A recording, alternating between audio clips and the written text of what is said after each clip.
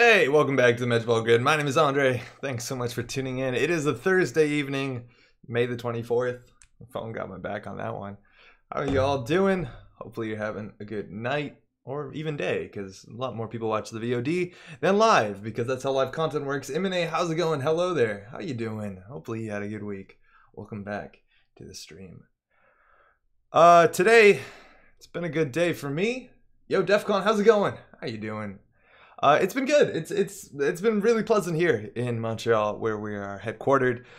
Weather's getting warm. Built a bicycle last week. Been biking around, arriving places a bit more damp than I want to be, and otherwise things are good. It's the kind of weather where you leave the balcony doors open and you have to close them when you do a stream, so your neighbors can put up with you, and that's probably a pretty diplomatic stance to take.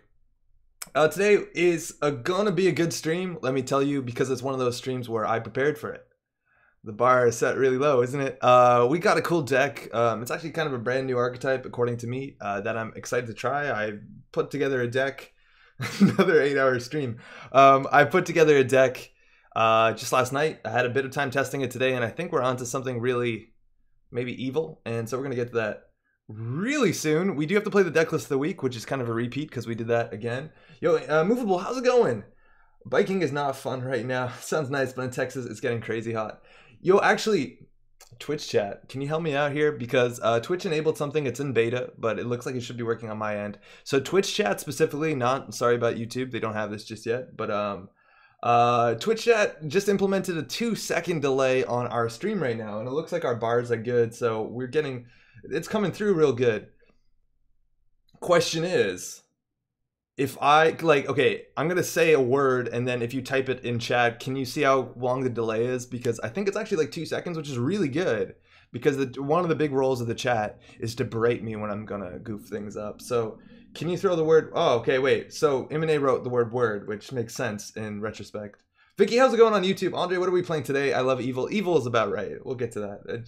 Jenner, how's it going? Zero, what's up? We up in this. All right, can you type the word cat in chat? 1 locomotive, 2 locomotive, 3 locomotive. That's about 3 seconds. That's dope. That's half of what it used to be. DEFCON wrote car. Close enough. That's 3 seconds, which is actually pretty dope. YouTube has a 6 seconds. How's it going, John Jamaica Dumbbrick? What's up, YouTube chat? Tanuki, how are you doing? Now I want to switch over to my Twitch account. Sorry about that. That's just kind of how the way it rolls right now. But 2-second delay on Twitch is pretty good. That being said, YouTube crowd is still always like hot fire. Makes stream sniping so much more accurate now. Yeah, that's why this is actually recorded content, so stream sniping can't happen anymore. That's really good. That's really cool. Stream sniping gonna be so much gooder. It's the side games. The side games are now an issue. So we're starting the stream. My name is Andre, by the way, if you're just tuning in. We're starting the stream with the Decklist of the week, which is a Wayland Scorpio's kill deck. And we streamed 8 hours on Sunday. We did a Lake Victoria Day stream, and we streamed for 8 hours. And let me tell you, had a lot of fun doing that. It did not feel like 8 hours. It was actually something I would consider doing again. If you watched that, hopefully you enjoyed it. I think it's cool. Also, shout outs to 2 different people on Twitter. Explain to me why I might be having issues with, there seems to be actually issues with Netrunner DB and Firefox. I followed their advice and it didn't actually pan out, but I appreciated the attempt because it looked promising. So still things don't load so well, but this is a Wayland Scorpio's deck, and we're going to play maybe one game with this before we get to the new stuff. I, just as a disclaimer, I personally don't like this deck a lot. I think it's pretty convoluted. It is the Decklist of the week, so we're going to play it anyways, and we played it last Sunday when we did the 8-hour stream, and I came to a bunch of the same conclusions. We actually played against this a week before on last Thursday, and we had also the same sort of conclusions. It's a Scorpio's defense deck, which is a smaller, thinner deck, a 44 card deck, 18 influence, or 18 agendas, generally what you're putting in there, full 15 influence. And this deck is a deck with 6 3-pointers and then punitive counterstrike, which is a pretty good setup. As long as you have money, punitive counterstrike can be lethal, but that's when things start to get weird, because we have 2 standoffs, which on its own is a fine card. It's a card that doesn't work with punitive counterstrike, but it's an agenda they steal. But it's a deck that also has like 5 separate cards that require you to forfeit agendas, which makes little to no sense to me. Also, it's a deck that wants to install advance all their agendas, of which there's only 6, and yet there's so many face down unadvanceable traps and stuff like this, which again makes very little sense to me. Urban Renewal seems to do nothing. I don't know. There's a lot of things that just don't make sense. And it also has like really big ass ice that you can't pay 9 for this and then expect a punitive to land. It also isn't running Hunter Seeker, which is super weird. It's running Trojan Horse, which I think it's cool because it can fire on turns where they don't have agendas and people don't play around this. But like if you're going to spend all your money on this, your punitives are pretty bad. It's all over the place. It's kind of all over the place, but we're going to play it. It also runs Envelope, which is it's a pretty bad card. But yeah, we gotta do it. We gotta do it. Sorry to be negative about this off the bat. Tataki, what's up? Thoughts on Surveyor? Surveyor is a new card coming out of the data pack. It's coming out in a week. If you want to know what the new data pack looks like, the cards have been spoiled for months. You can find them on Netrunner DB if you look into it. If you don't want to spoil it, I'm not going to spoil it too much at this point. But Tataki, it looks like a fine piece of ice. It also looks like a very interesting piece of ice. I'm surprised. Wait, Caduceus didn't rotate, right? Caduceus is still a card.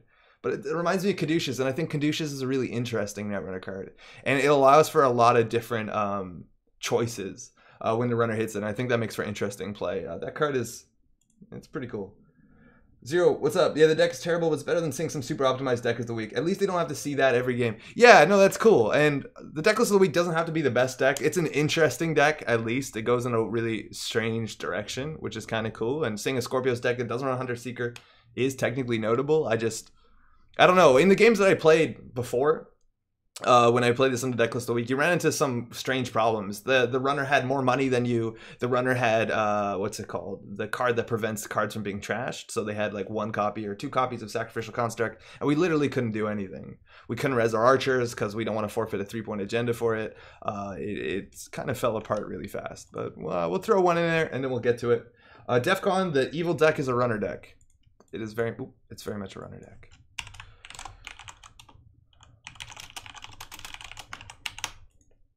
Try that out. Stream Brick. Hey, yes, how's it going? I mean, then Stream Brick. How you doing, by the way?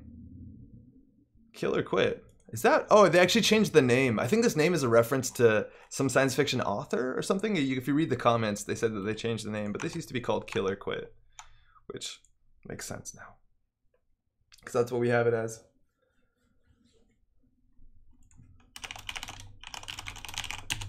And 2-second delay on Twitch, that's pretty exciting. We can basically play Twitch Plays Netrunner at this point, because 2 seconds is an acceptable time to wait between actions. That makes sense, the runners are terrible. Alright, so, we gotta zoom in this here a bit. Thanks, you two. Alright, so we're playing against Lila, and Lila likes to bounce cards. She might not be running that often. She also is running a 49. She's running a 50 card deck, which is kind of crazy. You don't see that a lot of times. It means it's pretty inconsistent a lot of the times. There's no benefit to running 50 cards, unlike some corp decks that actually have card limitations. Our hand is actually relatively good. We can score this out of hand now, and this is a good card to score turn 1. We are weak to early pressure, but getting this out before they hit the table with we'll keep this. Before they hit the table with a gang sign is pretty good. And once we try and score this on the table after we've installed ice, we're going to get our ice bounced. So I think we're just going to go ahead and score this. It also means that they have to respect Archer and Tithonium for the rest of the game. We are probably going to have to, or we definitely are going to have to discard a card at the end here, which is kind of rough. But I don't know if we want to pay 9 credits against an ID that doesn't run that much, let alone sometimes trashes or dereses our ice. So we'll probably throw this one out. That being said, it's our only ice, which is pretty good. I don't think we even want to play Rashida, and that's kind of a problem with Rashida Yahim in decks that run 3-pointers. If you draw 2 3-pointers, you're in a really bad spot, specifically against a deck that runs HQ pressure. So we're going to go throw out Rashida. People, like he's playing this corpse. You look like a nail. How's it going? A bad person is a bad person. A bad corp is just being a corp. Corps are not only good or bad people. Something flavor text on Global Food. So they're installing a bunch of things right away. It looks, they're playing Diesel, which again, a 50 card deck, and then you're spending 2 influence for a draw card. Maybe you could just play 50 few cards. And they actually put their breakers down, which means that they're much more likely to run. This same old thing, there's not that many really strong things that we have to play around. Very strong, excuse me. Events. They could threaten same old thing. Sorry, threaten inside job, and that'd be bad. Now we have 1 in HQ, 1 in 5. Whether they legwork next turn, that might be pretty good. We kind of want to play the IPO. We kind of want to ice R&D. I think we can draw once for ice. And we hit a Rashida, which again is probably just not strictly playable. It also looks like they might be playing with a limited card pool. These are not that common cards right now, so if we play this into an empty remote, we might be playing hard into Bank Job, and we're going to try and avoid that if we can. All right, this is more scary for indexing. Indexing, same old thing, indexing seems rough, and that's all also core set stuff. Let's just get our money up so we can throw in the punitive.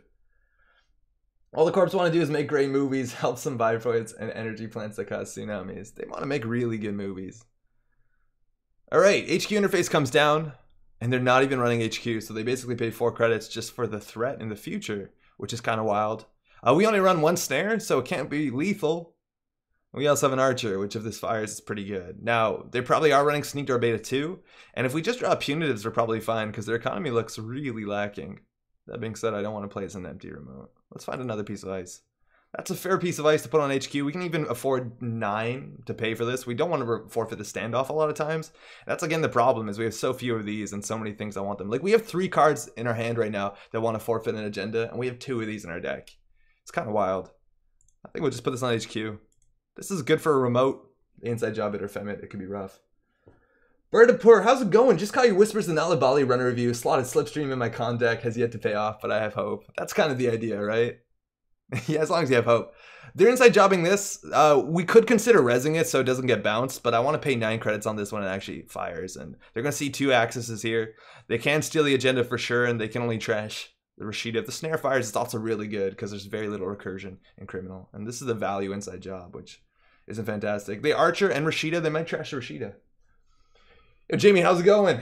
Thanks for dropping by. The UFAQ about Slipstream only confused me more. I've got questions already in the comments of YouTube about how Slipstream works with what's it called, spearfishing. It works. We just kind of get the word for it. And they also threw out another inside job. This is kind of wild. They're playing in a way that's really hard for us to read, which is kind of in their benefit. All right, so if they want a same old thing inside job, we might as well waste it on the Maryland campaign. They also might be playing Fairy if they're playing a limited card pool, and Fairy is really good at dealing with Archer, which is kind of rough. There's no reason to corporate town because so far it's only same old thing. This is better when you're trashing important stuff. Oh, this one. Nope, this one goes in server 2. We can just take a credit here. We actually could draw. We don't know whether they're playing Gang Sign right now, but it's too late in our turn to draw now. We're going to commit to our not planning our turn out. Slipstream plus spearfishing is a cool combo, but con benefits more from inside job. Everyone benefits more from inside job, and they're just gaining 4. So our money can roll. Now, double archer is not something we can actually do. It doesn't even stop inside job. Again, kind of a problem with the deck. So many things that forfeit agendas, very few agendas to forfeit. We just need another solid piece of ice here. And again, I don't want to play this into an naked remote because of bank job. We could put these 2 together, but I kind of actually just want an ice to jam on archive. So we'll draw once more. Mirage on Archives is not the best. This is probably just good enough on any server to prevent the inside jobs. And they already threw out 2, but they have same old thing inside job. I don't want to put this on Archives. We'll just put this one on Archives for now because there's almost no chance we're going to res it. So it might as well look like it's good. This is almost certainly a new player. I wouldn't be surprised. They just installed Brain Cage to get the big hand size. The gang signs are coming down. They lost their Sentry Breaker. Yeah, probably a new player. That's fine. They're kind of hard to play around, actually. Admittedly, new players are not easy to play around. I think at this point we could start thinking about jamming this agenda. We don't have any of our punitives. Mind you, the card draw in this deck is not great unless you jam Rashidas, but we want to start jamming before the gang signs actually pile up. So this card's not great on a remote server, but it stops inside job, and they might fem this one. I don't know. They're so far away from playing fem. Their hand size is also, mind you, 7. So punitive, as long as they keep their hand size, is no longer a way we can win unless they kind of goof up. Having money is okay. We definitely shouldn't have done that. We should have drawn first because our next turn is draw IPO. So we should have drawn next. Okay, so drawing is kind of weak. We want to jam this one out first. Gives us money. Hey, are you going to remove stuff from the game with your ID at all? Oh, fucking hell. Yeah, we should be removing inside job. They have same old thing on the table. We are goofing it. Totally forget we're playing Scorpios. We should have removed the breaker too. Not that it matters. Thanks for pointing that out. 2-second delay. Jamie, the plan tonight is we got a pretty rude runner deck to enjoy. This card, what is this card going to do? I don't know. Okay. So we're going to do that after this. We can trash that, shuffle it back in. That's pretty good. Double advance. We should be removing things from the game. I totally forget we're Scorpios. Yikes. Apathy, what's up? How's it going? Only people that like to play Scorpios ever remember. I actually like playing Scorpios. We did really well with Scorpios this last season of competitive play. I like Scorpios. I just keep forgetting. Tanuki says, I think you should throw them a bone with the unprotected remote. Oh, man. You could consider it. They threw out a breach. We're going to go ahead and remove it. Oh, wait, we can't. They're overdrawing. They're throwing out. Wait, they actually have 7 cards in hand? Wow. Okay, so we score this. We actually have to discard a card. They have some good hits here. If we score this, actually they bounce. We probably don't want to score this. I think we just put this on 4. We over-advanced it, which is a huge mistake. We should have put this on 4 and then just like, I don't know. They're definitely on bank job like we called. What's the worst that happens? If they bounce, what are they going to do? Bounce HQ? We have to throw out 2 cards. This card actually has value now considering they're on gang sign, and it looks like it's their only possibility of winning considering how bad their economy is. Fuck it. Isn't clicking for credits fast? Syncopate, what's up? Wow, man, chat is so fast now. I want a corp versus it. We can do it. Be right back. Gonna go give my daughter a bath. Play slow. Do you remember Runner Recursion? Scorpios remembers. Yeah, they do. They bounce R&D and HQ because they hit that. That's actually pretty bad for us. That's pretty rough that they hit that. That was a 2 and 6. It's not the worst. This card actually has some value here. Oh man, I don't want to play this. We need our ice. We definitely want our ice. This is actually really good too because either of these are worth hitting with the trace. I kind of want to keep this. It's actually bad with gang sign, but it lets us maybe consider double archer, which seems pretty strong. I think we should have left this on the table for 1 turn and then next turn worried about this better. I don't like this card. We have so much money, this seems kind of useless. Just chuck that. I think they're going to run HQ a bunch now. Oh, they fisked us. Well, now we have double punitive.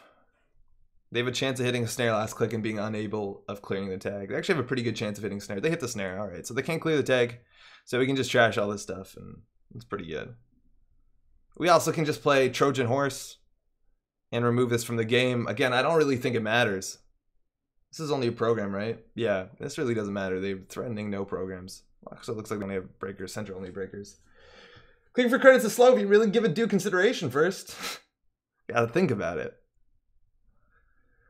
I feel like we should play a game where we improve and then run a card by changing 1 letter. That's really cool. They're about to get double punitive for 0. How's it going, Jim?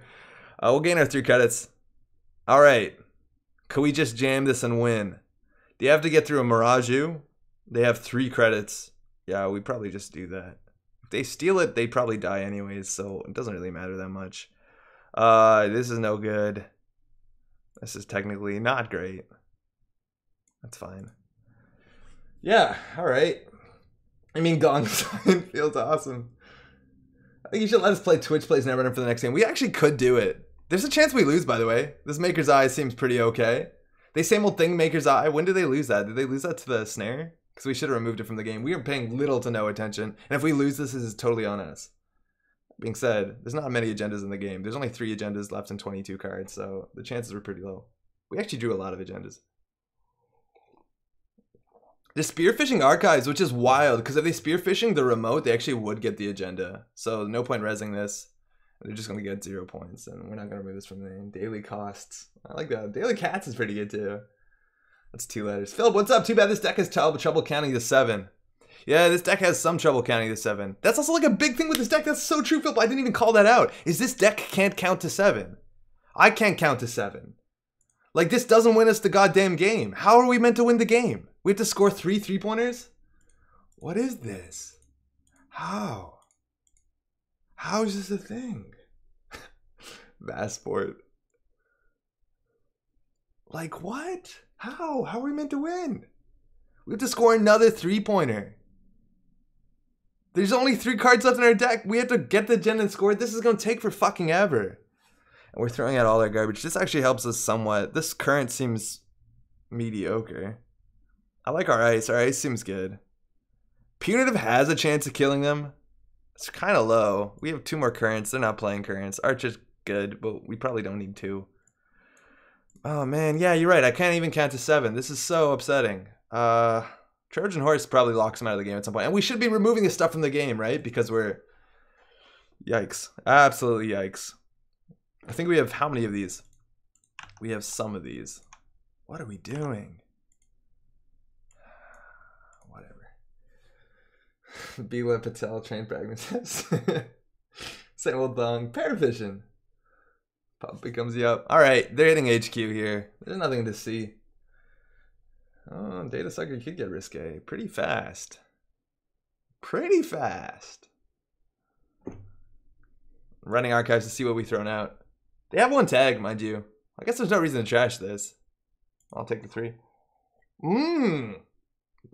That's a spicy value envelope. Put this on R&D. Put this one on HQ. And they have spearfishing, so we actually need 2 good eyes here on the remote. I'll go ahead and trash this. I don't see why not. We have so much money. Always B running. That's pretty great. They're going in for the value run on HQ, considering they've seen already 3 cards out of the 5. I don't think they're getting any value here. We don't res. We're going to remove this from the game because it's at the point in time where we should probably be removing things from the game. Get the out. Look at the bright side. You don't need a res Corp Town to trash resources. That is the bright side. This is for 2 credits. We could trash this. Their economy is so bad. I think it's actually worth us trashing this. Action. I think we'll trash this, install that, click for a credit.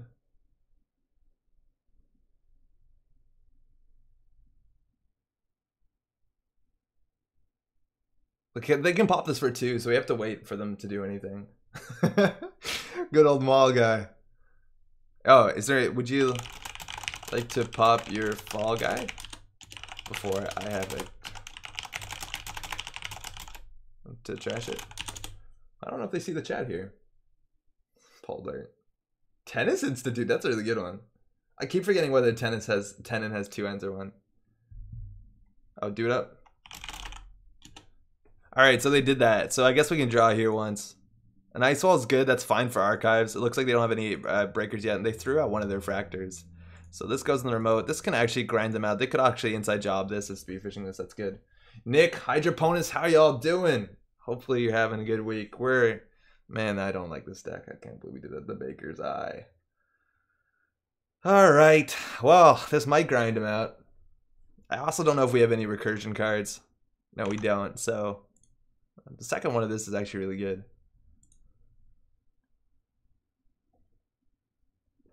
So they have a paper tripping. That's wild. And this is going to tick down a couple turns. So they do have the passport, which means this has the most value on the central server, or on the remote server, excuse me. We just drew the second agenda, which we now actually could lose. So that's bad. We'll put this on server 2. We'll put this on HQ. We'll click for a credit. Oh, no, we won't. And we also are going to run out of money because this is actually relatively cheap. This is the expensive one. That's an 18 credit server and a punitive deck. We can't I don't do it. Fiends, high places. Jack! Hot Dog, what's up? This is not online meta deck. This is the online meta. Oh, not meta deck, I guess. How's it going? Yo, Roberto, what's up? Trashing Gang Sign was useless. Next score you win. It probably was. Yeah, there's no way that it was not useless. Yeah, 100% was useless. So if we do install advanced events, they have 9 credits. They could fem this an inside job and we lose. I don't know how we play around that. We literally have no way to play around that. We have to wait for them to run HQ. Trashing that gang sign was really stupid. We just don't have money and we haven't even rezzed anything. How do we only have 16 credits when we've rezzed nothing? Oh man. Drawing seems rough. There's only 2 agendas and 15. Hairchild 2.0. Trojan Horse Brain Cage is mean. It is super mean. And they just clear the tag, which is good. It slows them down a wee bit. And I'm pretty sure they're on Femme Fatale. They can do Femme Fatale, credit, inside job, and the server gets really bad. If they're on Crypsis, triple advancing, this has some value. We also could just get a 3rd piece of ice, and I'll probably do it in. White Hat and Bezel is a pretty fun combo. I tried it last week on what's it called? Ooh, we hit some cards there. So we tried Fairchild and Bezel on last week's stream. And it's just worse, or White Hat and Bezel, excuse me. It's like straight up worse than White Hat into legwork. Like just pure worse. So it's not like Breach is going to help them in the remote. So now they had to have kept, like, if their hand is exactly Fem inside job, they win. Whatever. Because we hit so many cards. This also could be an NGO front, but I don't know if they know the hard card pool, so like it's hard to get a read on them. Yeah, we removed something. Okay, we win.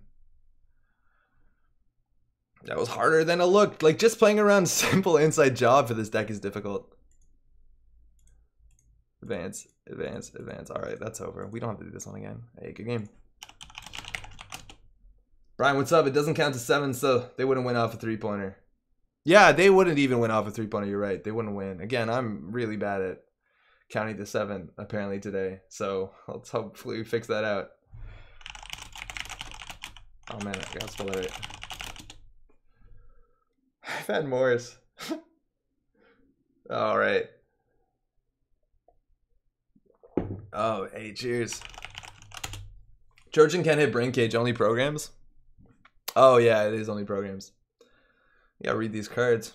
Yeah, wow. So they installed one program. They still got a fair bit of accesses just because they were like inside jobbing and spearfishing with like largely impunity. And sometimes that does work out. We have a pretty low agenda density, but man, the fact that we had to score 9 agenda points to win the game is kind of wild. Absolutely wild. Boop. I need the boop card. Find the chat. Learn to read. Yeah. Yeah, it's pretty rough. All right, let's play a deck. So, if you're just tuning in, my name is Andre. Welcome to the Metropole Grid. We've had Whispers in Nalabale, which came out. Actually, no, we do the news segment now. This is the run of show. I've decided. Vincent, what's up, man? We got a fun deck. I want you to see it. Let's get it, y'all. We got some stuff to talk about. This is the news. We generally just run through some Netrunner news this week. Not too much this week. This came out. This is the prize support for the Nationals. This is both North American, or actually, I don't think so. I think it's U.S. Nationals, if I'm not mistaken, and U.S. Nationals and the European Nationals, and it's a weird thing here. So top 64 gets this card, which is a Reina Roja alternate art card. Man, chat. Which is the same card that we saw at Canadian Nationals a month ago, which isn't a surprise. Generally, U.S. Nationals and Canadian Nationals have a similar prize support. The cool thing about this card specifically, if you haven't seen it, this is what it looks like. I don't know. It's probably going to be too bright. But the cool thing about this card specifically is this is the card with the text and the art. I think it's not ugly. I like it anyway. Other side, it's a full art card with no text on it, no background, nothing at all like that. And that's kind of cool. If you went to Canadian Nationals and now you're going to this Nationals, you might be a bit upset because the prize support is largely identical. The one big difference is top 32 has this acrylic Haley Kaplan. I'm assuming this white background is actually just clear and it's an acrylic clear thing and that just doesn't show up well on a website. So that's the thing. Top 16 gets these metal tokens. Top 8 gets the dope meme playmat. And then top 4 gets another Reina art, but it's acrylic this time. And then of the top 2 players get reserved seats at Worlds, which is not bad. Yeah, the Texas Reina is neat. Blue, what's up? How's it going, Sapphire? The thing about this is super weird to me. While it was not weird for this to be similar to the Canadian National prize support, and let me know if someone is at Canadian Nationals whether they can confirm this or not. This is only top 64. And it's very easy for U.S. Nationals to have like 200 people in it. Like, it's not hard. It's at a big convention. So there's a big chance the majority of people that might be playing in U.S. Nationals are going to walk away with nothing. And that's really lame. If I'm not mistaken, at Canadian Nationals, the Reina Roja art was given to everyone. I think we did have less than 64 players, so maybe I'm wrong just on that basis. But that's really weird for such a big event that there is no definitive playset. Michael Bertrand is saying on YouTube, if you made top 32 in CanNats, FFGOP said to contact organizer to get the Haley? Fuck off. Really? That's dope. That's really cool. I didn't know that. I gotta look into it. I gotta verify that. That's super cool, Michael. Do you have any source on that, actually? Because that'd be dope to get one of those. Anyways, it's a lot of the same stuff. And that's okay, I guess. They're not often that different. This one is technically strictly better with this. Apparently we can get that. Yeah, Vincent, that's what Michael's saying here in the YouTube chat. We'll try and find a source on that because that'd be pretty cool because that Haley is fine. But anyways, that's coming up soon. How soon? This national is coming up in just a couple, less than a month now, right? So the United States Nationals happen in Cascade Games Tabletop Weekend out on the West Coast in Seattle, Washington. Michael's pulling it up. It's on Twitter, apparently. Thank you, man. So that's coming up June 23rd, 24th. Much later in the UK at the ICC Convention Center in Birmingham, you have the UK Nationals. So it's not even European Nationals, excuse me, that's the UK Nationals. I think European Nationals and North American Nationals will have different prize support. I think we might have even seen it already. I might be mistaken. Yeah, I think we've seen it. I think it's pretty cool. It's the one with like Ngolo and Amina. We talked about it last week. So this is different. This is UK Nationals and US Nationals. That apparently Canadian Nationals doesn't count in this. Otherwise, in Netrunner news, still, it has been a really long time since we've heard something new considering new cards. The last time that we had news about Rain and Reverie was 6th of March. So we're coming up on 3 months now. And again, I think it's going to be a pretty long time after Rain and Reverie comes out before we see a new cycle, because we haven't heard anything about it. So maybe buckle up for some silence there, but we haven't heard anything. In terms of new content though, but I can't post links in YouTube chat. I need to change the Twitch. All right, Michael, thank you. But Kampala Ascended, the ultimate data pack and Qatar cycle actually comes out in at least the United States or North America, has a release date of just next week. And that's insane. This pack is nuts. You can see, if you want to see what's in this pack, it's already been fully spoiled for maybe a couple months now. It's crazy. Just a little fun fact. It is the first pack to have a 5 influence criminal card ever. It's also the pack with the most influence in it. It's tied for that. It's wild. It's gonna have a lot of stuff there. Oh, hey, perfect. Ninja Mike. Ah, okay, that's Ninja Mike in the other chat.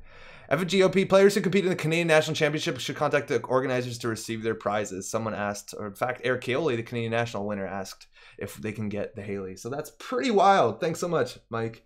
That's actually really cool to know. That's the most thing that's the best thing we learned about this so far. That's really great. I'm on Twitter. I should follow this better. Anyways, that's coming out next week. A lot of really important things in this pack. Jamie's really excited about Pheromones, Gabe. So that's cool. On our channel, we did just release, this is the Whispers of Nalabali. Give that a like. Whispers of Nalabali unboxing on the runner side. We're going to get the corpse side out soon. Ideally, almost definitely before the next pack comes out next week. It's kind of rough. I was maybe avoiding this because now if you go to the channel, this will be a buried video. It's no longer the top video. Anyways, if you want to check that out, check it out. Let me know if you like that sort of stuff. Otherwise, we're also on Twitter. This is a new thing around it. We're not doing the best job at it yet, but if you want to follow me on Twitter, I do tweet out things about upcoming content when the videos come out. I should be tweeting when the streams come live, but check it out. You can also tweet at me. I've had lovely people tweet at me with deck lists, asking questions. It's a nice way to talk to one another. It's up at metropolgrid.com, which makes a lot of sense. Saw your pack review earlier. Good stuff. Thought I left the Shaper BS behind, but Compile, just when I thought it was out. Compile's better than I think it is. If you looked at the Netrunner, our Netrunners conversation about it today, nobody likes it, and that's fine. Dex is called Sex Panther 60% of the time, every time. Yeah, anyways, that's cool. That's really cool to know. Let's jump in to the part where we actually build a deck, and we have something prepared for this, which is really fun, so I'm excited to do that.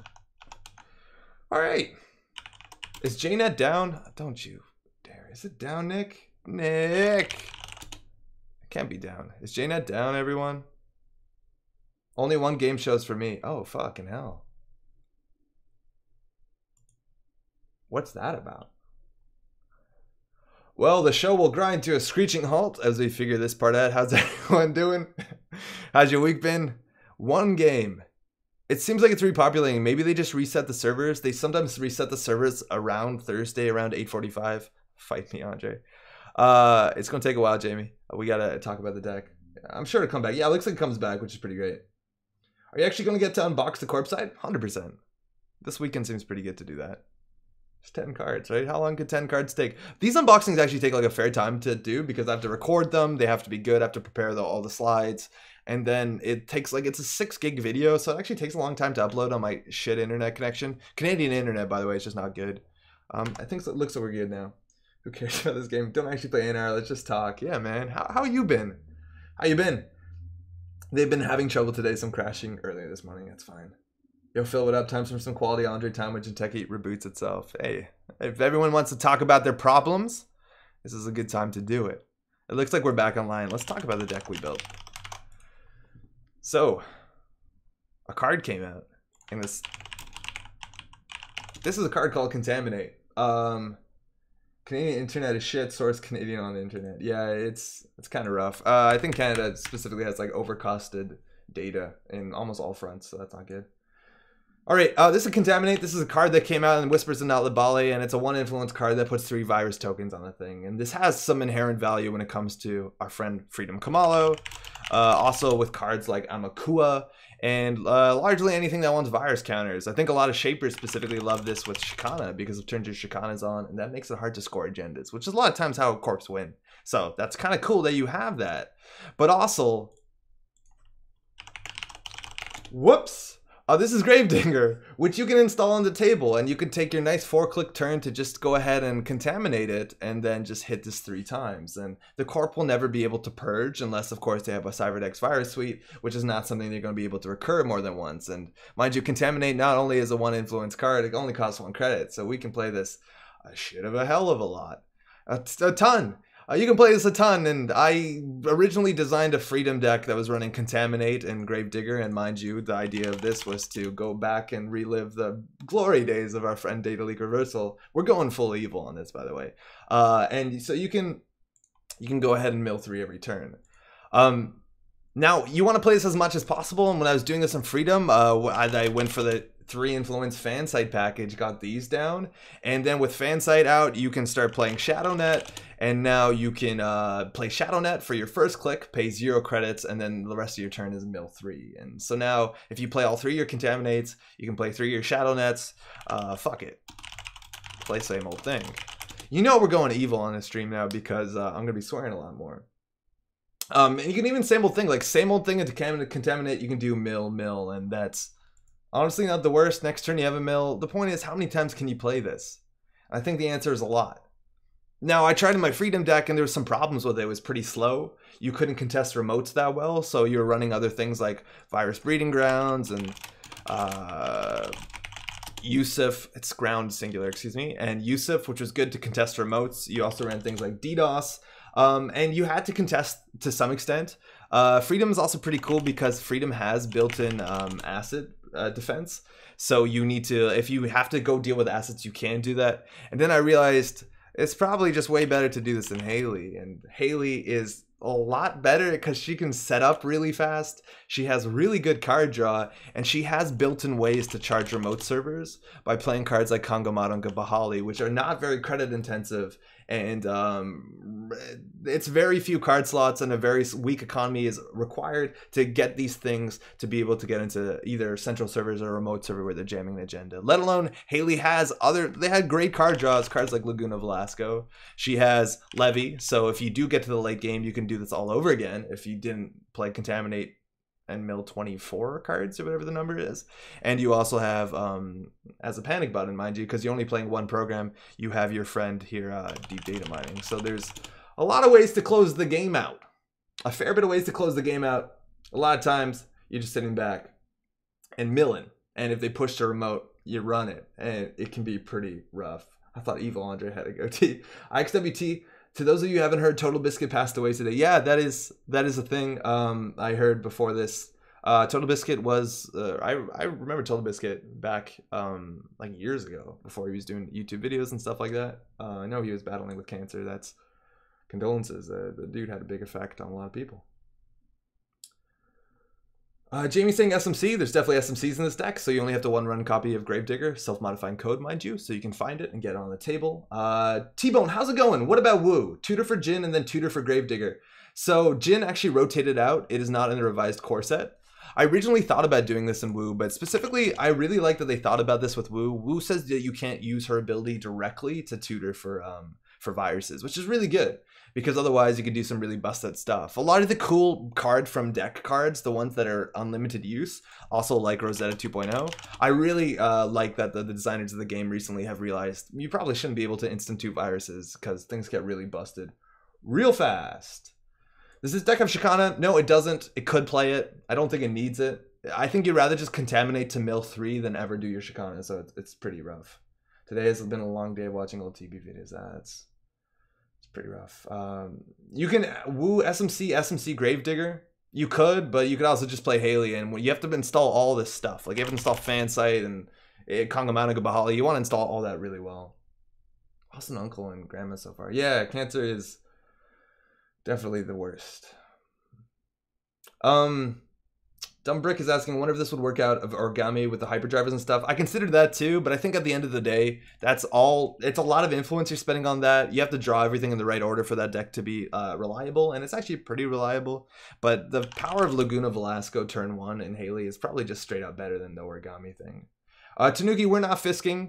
We could. I don't really want to. You don't want the corp to be accelerated. You don't actually want to force them to draw cards because you're not specifically a fast deck. If you make them draw their ice and their agendas, they can now jam things. And if you're able to mill 3 cards every turn, you want to have them have as few turns as possible and not be able to rush out as soon as possible. Because as soon as they stack 3 or 4 ice on the remote server, it's actually really hard to get in with Gabali and Kangamato. So forcing them to draw ice is probably not the best.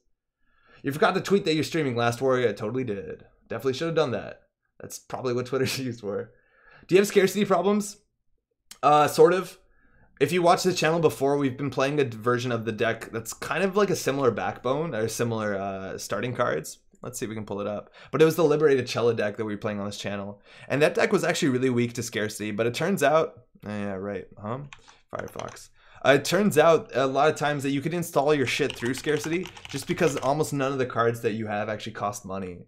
So a lot of times you can install through scarcity. And in the Game Night kits I played this deck at, this is the old version with Enlightenment, you could just install through scarcity. Mind you, we did change the deck to have more copies of Currents, and you could go and tune your deck to do that. Scarcity is definitely not good for you, but it's not the worst. I'm waiting to get it myself. Have an increased chance due to my autoimmune problems. Been lucky so far. Ah, it's really rough to hear, eh? I don't know what exactly to do about that. I don't know, but there's certain ways to stay healthy to avoid that. This is the deck. It's called Plague Doctor 3.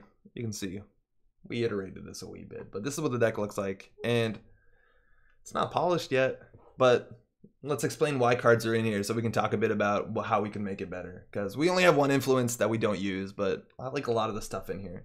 So backbone of the deck, you got a Gravedigger. You can find it with 2 SMCs. I didn't go for 3 SMCs because there was it's a clumsy card. It's hard to install multiple things on the table at the same time, and they're kind of dead after a long time. A lot of times you should just draw a bunch more. We have Contaminate, which is necessary. You want to play as many of these as possible. And your other backbone are cards like Beth Kilrain Cheng, giving you the 5 clicks is pretty great. You have Fan Sights, which you need for your Shadow Nets to play your mill cards over and over again. You have same old things. Laguna is necessary. It's the best card draw card in the game. And you have Kangamato and Gabahali. We also have Diesel to set up. Deep Data Mining is a good win condition. Mind you, you can abuse this. You can recur this card as much as you want to. Career Fair helps you set up. Now, Freedom is a card you play on the turn that you go and Hades Shard Archives a lot of the times. You might actually consider playing more than one of these. It's kind of, we'll figure that out. And we have a single levy, which might actually not be necessary. You might win by the time. Oh, wow. Oof. Excuse me. August WT, why not Hive Mind with Shikana? Well, it doesn't help you win the game at all. And the problem with Contaminate is like, the corp is not going to purge, and we want to use all our contaminates to play Data Leak Reversal. Like, we don't want to contaminate Shikana. It basically says the corp just purges. So we waste our contaminate, they just purge. Like, it does so little. I think Shikana is much better in a deck that we're actively contesting remotes, where they have to install advance, and then do hard stuff like that. But, like, we're sitting back a lot of times, so Shikana isn't even that difficult. This deck will work. This deck will definitely work. It's maybe matchup dependent to some extent. Scorpios is really rough against it because... Actually, maybe not, because we can't recur this, and that seems like an issue. DLR share has fallen on tough times. Yeah, it sure has. Dataki, what about the source? The source is not bad. The problem with the source specifically is that it's a one-time use, and we can't prevent it from being trashed. It's 2 influence, which you don't exactly have. Mind you, also, this deck has Turntable, and Turntable's fucking wild in this deck. Man, this was one of the last includes I found for influence. It's like, how do I spend influence? I'm like, wait, this is the best. How does it do versus Titan Fast Advance? Haven't tested it yet. Again, I've only got 1 game with this in so far, and it does, I imagine it doing okay. On the basis against Titan Fast Events, you have the 1 copy of Turntable, not fantastic, but you actually do have Kangamato, Gabahali, and you do have Deep Data Minings. So it's not impossible for you to get in, run in, and go wild. It also turns on your fan sites really quickly, so if they score out their Hostiles, if they score out their Atlases, you can like Deep Data Mining like every turn. Not your best matchup for sure, but that's a hard matchup anyways for most people. This is fantastically weird. Yeah, this looks fun. Another older version of this also had one copy of Lamb, just so that if we ever needed to fall back on a breaker, not only was it a barrier breaker, which is the ice that most often ends the run, but it also could deal with a second type of ice. Turns out that was too expensive. It also clogged the MU, because if you installed Gravedigger and Lamb, you couldn't get your hyperdrivers out, but that's the idea. Let's try it out. I think this might be a new data leak reversal deck, and it can be pretty wild. I played it at lunch today against a Rush Asmari deck, 44 card deck. We milled 24, which seems pretty good. Yeah, they were trying to go fast, I'm pretty sure. I don't know how to use the last influence is the problem. Plague Doctor. Plague. I'm saying it right. I'm doing it. Plague. Haley Kaplan. You're expecting a bunch of Titan Fast Advance? There's a chance that Titan Fast Advance falls out of flavor if it struggles against a Count Siphon. That's kind of up in the air at this point, but it looks like it might. Kayak, how's it going? Hey y'all, this is funky. This might be funky. We're gonna mill some stuff.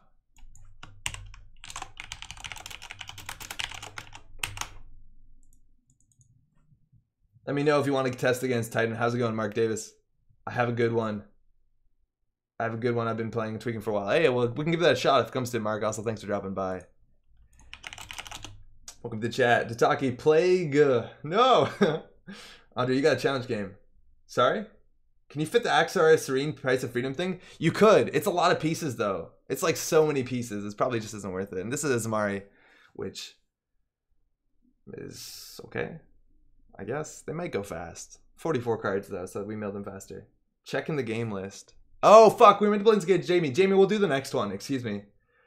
Vicky's saying Urognim Mercs would be nice for the last influence, perhaps. I don't think we're ever going to install it because we're not going to take meat damage, and we definitely can't go tag me. If that's the case, like, I might as well just play Guru Devinder, which is permanent. I guess we don't have the money for it. So in this hand, we have a bunch of dead cards. We generally are mulliganing for a Sure Gamble, a Career Fair, and a Laguna. Or not a Laguna. Yeah, Laguna Velasco. So we'll mulligan for those. We got some of those. Let's see how fast it goes. Brian, what's up? Throwing a window for the last influence. Ace. So this play is really weak to turn one deep data mining. We're going to see what they call. They called event. So instead of getting 5 credits, they're going to get 7 credits, which is fine. We just need the money to set up largely. We also want to get down as soon as possible. We might not want to show Kangamato because it looks like they're positioning to rush. And we don't want to run. There's no real point getting a single up. Oh, double Kangamato is good. Let's get something with Career Fair down. All right, so we could just go ahead and install Kangamato ShadowNet. We could also do double Kangamato. We definitely want a double install here. We can even just install SMC, but SMC is actually kind of hard to get a double install for Haley. I think we'll do both of these. And they might call resource from now on, which makes sense. You're blocking the chat. You're damn right we are. Thank you. Currently the last hurrah for on-ice stage keeper for new siphon units. That's largely it, right? Bill Rice, Senpai, will never notice you. You probably said that in chat of my game.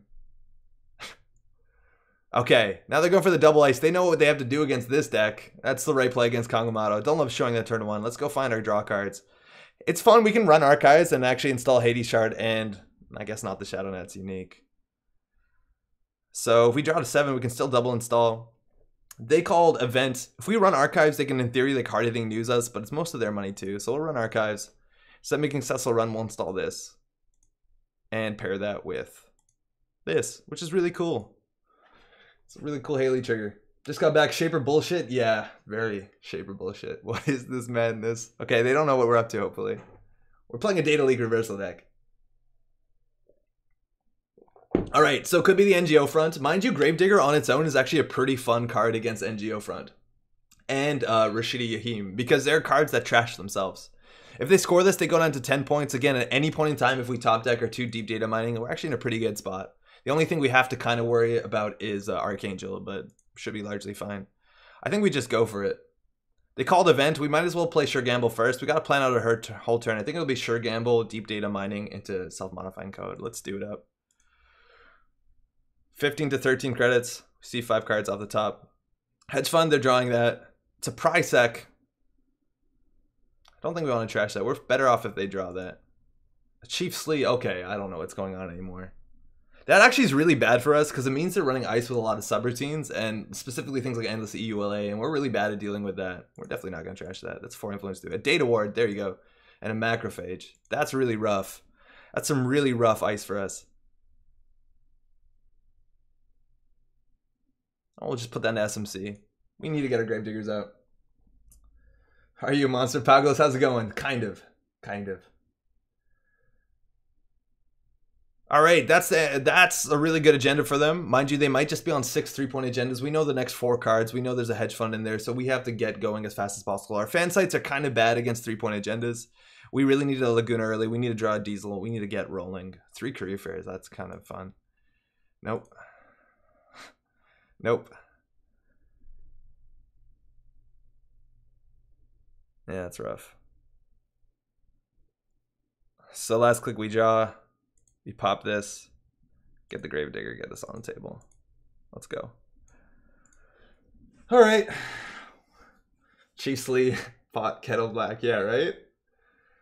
I'm worried about subroutines means no Haley. Or Persephone. Yeah, it's not Persephone Haley. Persephone Haley would be totally dope, but we die to a bunch of stuff. So that's probably an agenda. Them getting up to 6 points is an issue. It's a real issue. What did we see them draw? We didn't see anything that makes us think this is an agenda. This gives us a bunch of clicks, which is good. If we play this, obviously we can't run. And the question is, what would we possibly need to run? If we found another Gabahali, it's good. We need 6 credits to get through an EULA. And the money differential is... It's not like we have Biroid, so we can draw a lot, right? We just definitely don't want to play that. That's a good double install if we can't get in. That's a garbage. Oh, we should have more clicks than this. Yeah, there we go. That's better. That was scary. What? Really, deck? Come on. Come on. Let's try it out. Let's make him spend money. If it's a data ward, it just costs us 3. Raven to data ward. That is mean. It looks like it's Raven into data ward. Raven into data ward, huh? Thinking. Let's type this in chat so we can read it. So that means we would lose 3 credits and clear the tag. It cost them 6. They still have enough money to score. Seems terrible. We got to jam all our fan sites. If there's a killer version of Lamb and Golo to make Persephone good, I'm really excited that they aren't doing that. That actually their breaker suites are not complete, and it forces you to make interesting decisions. I'm really excited that they're doing that with Ngolo. Let's go ahead and jack that out. So if we draw good, like a big resource, we can career fair it out. We got to go really fast here. That's not a good resource, so we'll get these 2 down on the table. Another fan site's probably fine, and at this point, we're not going to be able to play this next turn. The same old thing is probably too slow, but it might actually be just what we need. It's not good working out for us.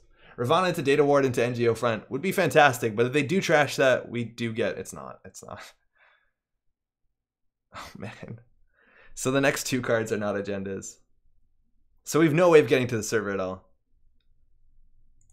We also, mind you, could just forfeit one of these for deep data mining. I think we have to do that. If we play this, we can't. So we have to do that. There's no questions about it. We have to just see deep. The other 3-pointer could be food. It also could be a card that makes us reinstall things. I think we can draw here for... Yeah, it's good to play this, I guess. Okay, we'll go ahead. We have to do this. So we'll do deep data mining. We might have wanted to gamble first again because of Archangel. So that's a ward. We knew that one. Macrophage. Oh, fuck. We're only seeing 3 new cards. I miscounted. So it's IPO. Exploda. It's good for them. Money looks like it matters. Oh, and we only see 4 cards because we have the Gravedigger installed, of course. So we don't have a good double install here. We can just do Sure Gamble and same old thing. The ice that they probably put on R&D is a data ward, which isn't particularly fantastic, and we probably want to get an install here. We can also just draw and throw out the same old thing. But the same old thing seems really good, considering we have the deep data mining threat. Stepped away for 2 minutes. We're down 6 points. We're down 4 points. We're down 4 points. Okay, so we know the next... They just drew Macrophage. They just drew Data Ward. Both of them are fine. Macrophage is fine with 22 credits. And now they have IPO on the top. And then that's all we know. All right. That's probably a Chief's Lee. We don't have to run that. Let's give them the money. We got to start milling. Beth is really good. Hyperdrive is pretty good. Where do our goddamn clicks go?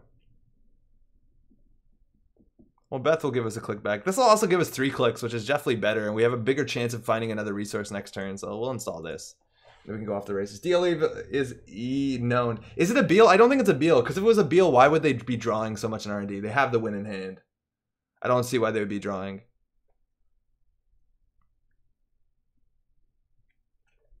So Chiefs Lee is going to be a problem. I'm going to take these, take our clicks. Let's keep drawing. Having more money, this gives them 7, it gives us 9, which technically catches us up if we need to trace through things, I guess. To be fair, Angola plus land breaks some serious servers. It really does, let alone play it in kit. Seems good. All right, all we need is 1 contaminate. Just 1 contaminate, and we have a chance of winning. Just like 1 contaminate. All right, a contaminate would be good. I actually don't know if we play good Bahali. It doesn't do enough.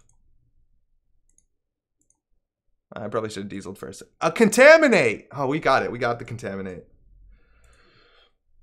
All right, we're starting milling. If we find our turntable, game's back on, right?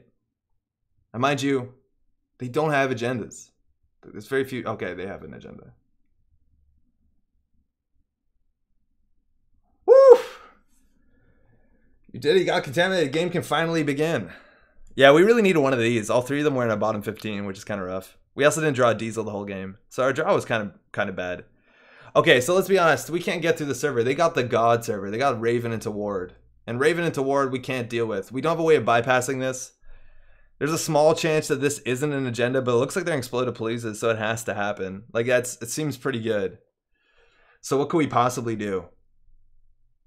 Oh, we also got a counter here, so we have to use this before we can contaminate, but that's probably acceptable. 3, 4, 5. So even if we exchange of information, if we do our turntable this turn, we won't be able to win. We can't win even if we turntable, because we'll be giving them a 2-pointer. And I don't think they'll be running 1-pointers. There's really no point. Contaminate, mill, run. We can't contaminate. We have to mill first, but that doesn't change much. And we also don't have to run. Like, we can just Hades shard. Yeah, we definitely can't get into the remote. It's likely we can't get into the remote, so we just have to like trash as many, mill as many as we can, and Hades shard. The turntable probably doesn't matter, because if this is an exploded Palooza, even if we give them a 2-pointer, so we have a really hard time winning. Congo, you can break Data Ward? No, I don't think we can. We also could see if they're bluffing on this remote. Yeah, because it's 4 and the run subroutines. We can't break it with Kangamato. Mill, contaminate 3. Mill's Career Fair Laguna in case that is an NGO. It doesn't matter if you can turntable, not because you don't have a turntable on the board. Yeah, I'm thinking if we draw for it, I mean. Like, we have 1 in 15. Alright, we just gotta mill as much as we can. Having another hyper driver this turn would be sweet, so that's our first mill. Do contaminate. Mill. Hades. Good game. Alright, we got nothing. They also have recursion cards. Yeah, it's exploded. Good game. Oh, we didn't get going fast enough. And, like, you know how many turns of clicks we spent drawing? If we had our Laguna Velasco down, I think we could definitely have got there. I was misreading Dino. The broken stems disappeared. Oh, yeah, it doesn't. So they're going to res all. Let's see what it was. It was the Data Ward, so we called that correctly. We called what these are, too. That was the Prisec, which we definitely knew they were on. Haha. That sure was a game. Yeah, it was kind of rough. Hunting grounds with the remaining influence. It's probably not worth it. There's just so few ice that we get. I guess we get screwed by Komainu, but like Data Ward into this, not very common. Like this deck specifically can't break any ice that has more than 2 subroutines. And that's a huge problem with the deck. I just think that's a fine meta choice. Like, there's not enough things that we have to play around specifically. And like the rest of our deck is loaded. Like, this is all our good stuff, right? Like, we have 2 more of our breakers, that's fun. We have this, which definitely would have helped on our power turn. We needed the turntable at some point. So if we install this draw, we would hit turntable, which doesn't matter. And we had 2 contaminates, which have been really good.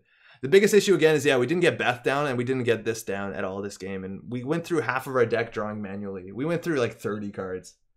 Hey, good game, Bill Rye. Happy Thursday, Andre. What's the insane looking Haley deck? Janktivist, this is our Gravedigger Plague Doctor deck, Haley deck. I'm convinced it's actually pretty good. We got some weakness. Q every deck having Spiderweb. We're Mass Fingo, right? That's kind of popular. But yeah, no, this has some legs. 2 contaminants in bottom 3. And the problem is, it's like, Phil, Yeah. The Contaminates don't... Oh, yeah, we have to do the showdown, right? The Contaminates... Oh, we got it. The Contaminates actually don't matter that much. Like, we only had to draw a single Contaminate, considering we had 3 fan sites. So having multiple Contaminates did not matter. We just needed to draw one. Because as soon as you get one Contaminate in the bin, you just do fan site, Contaminate, and you mill. Like, that was 9 mil. If you had more suggestions to make room for Grappling Hook, relying solely on Gravedigger as a reach, I think you could do it. Oh, I know what this deck is. This deck runs a lot of things that we struggle to break and runs, this hand's worth keeping though. It also runs 3 Biotic, so this is going to be a struggle. I think relying on solely Gravedigger is a reach. Your deck specifically had multiple end-to-run subroutines on every server, which isn't common, but a lot of times Kanghamada, Gabahali, and Deep Data Mining and Mill can get it. So, we're going to give him the money. My performance is more Plague Intern. Alright, so this could be a 3-2. It could also just be Rashida. We want to get our draw going. So we can double install here. This card's almost always better. If they're running Enigma, Gabali is better than Congo. Let's get the double disinstall now. And we're getting really a value draws. We probably just want to install this. So next turn we can do a bunch of drawing, a bunch of setting up. This is kind of the setup you want, because now we're actually scary. And that is the Rashida, which is great. I'm a connoisseur of Paulina. The improved protein is the tastiest. It's made of bugs. It's made of bugs. It's a Pirate Haley with Contaminate and Gravedigger. Doesn't mean the deck got scurvy. Heyo. Yeah, and the problem also with Grappling Hook is it's a lot of influence and we just don't have enough. Original version of the deck also had 1 copy of DDoS, but that didn't seem to make that much sense. So let's just set up a bunch. Ooh, ooh, ooh, what a draw. All right, we can do some good magic here. They're on shipment from 10 and 2, so running Archives has some value. They can Biotic out from hand, which is pretty scary. So we need to start disrupting their combos. Soylent Brown. Maui, what's up? Late to the party. I made it. Late is better than... It's a fine time to show up. That's what the Europeans do. Invidious, what's up? I want to learn Netrunner. Where do I go? How's it going? This is an okay place to do it. We try and explain what we do, but we play some pretty wacky stuff. Team Covenant has some really good videos. If you search YouTube Team Covenant, they did some stuff with the revised core set. Someone gave me the original core set. Ooh, that's even harder. I think we want to stop both of these. 1. So sorry, click, run. Original core set, there's a lot more things to look up. If you just search like original core set teaching, there's a bunch online. I think like Willingdon might even have some old ones. Asking questions here is a good place too, Invidious, but it's kind of hard. It's been a year since I've been into Team Covenant. It's been a year. Yeah, Team Covenant was great. Okay, sorry. We're gonna 1, 2, 3, 4. That puts us at 3, so we can definitely draw once more. Seems good. That's also really good because they're playing Oboe and they're also playing other things. So we can play. This is the kind of setup we wanted in the last game. So we goofed that. We probably want to play this. They know we're playing it, and we don't have any other hardware, so we'll never have a Haley value install, so it's fine to put that down on the last click. We could have drawn and thrown some cards out. There's a lot of cards that are bad. We now have a 1 in 10 chance. Actually, it's a bit more because we're double drawing, but we need to find our Gravedigger as soon as possible. We also want to find our fan sites before they combo off. Jamie's deck is running both a Nancy and DNA Tracker, which again is hard for our deck to deal with. That's really good. We can also consider just DDMing, but Obakata is pretty bad. They only run 2 though. They also run Snare for some reason. I've talked to Jamie about this deck. I don't love the Snare in it, but it's actually going to be a problem right now. All right, this seems like a fine double install. It sets up our engine, and we get a single install to fire off next turn. Again, it's hard to double install programs. Getting that in last click is pretty good. So no reason to get the new one. Oh, Invidious, totally get the new one. The new one is such a better experience, I think. It has a lot more fun cards. This is a shipment from 10 and out, or it could be an NGO front. Oh, not even. I think there's also 4-2s. There's corporate sales teams, and they know they have to jam the remote, so they're playing against this properly. Let's go. We want to get as many fan sites as we can down, and we also obviously want to find our Gravedigger. Let's go. That's good. That's a Gravedigger, which we can get down next turn. We can play that next turn too. We have a lot of clicks left. So, 1 in 24 for Gravedigger. I think we're going to go for the SMC. So we want to double install here. This gives us 5 clicks almost always, which is great. So we'll put that down. We can pay 4 for the Gravedigger, and we can contaminate and mill 2 just to start the party. Yeah, that seems fine. It gives us 1 credit so we can peace next turn. I kind of like that. And let's data leak reversal. Let's put the pressure on. Still the yellow sign on your wall? Oh, it's still there. Hester, be praised. Trying to find more fan sites. More fan sites would be good. 1 is good enough for now. Just in time, 1 is fine. And that's a CST, which is a fine thing to turntable. So we're not going to be running this turn. We have the Hades if we do want to interact with them. Oh, we can't play that. Obviously, they scored. That was a mistake. But that's fine. That's probably fine. What could we possibly install? We want more fan sites at this point. We really got to go fast. They might have another agenda in hand, which is rough. That sucks that we can't play that next turn, that we can't run. Okay.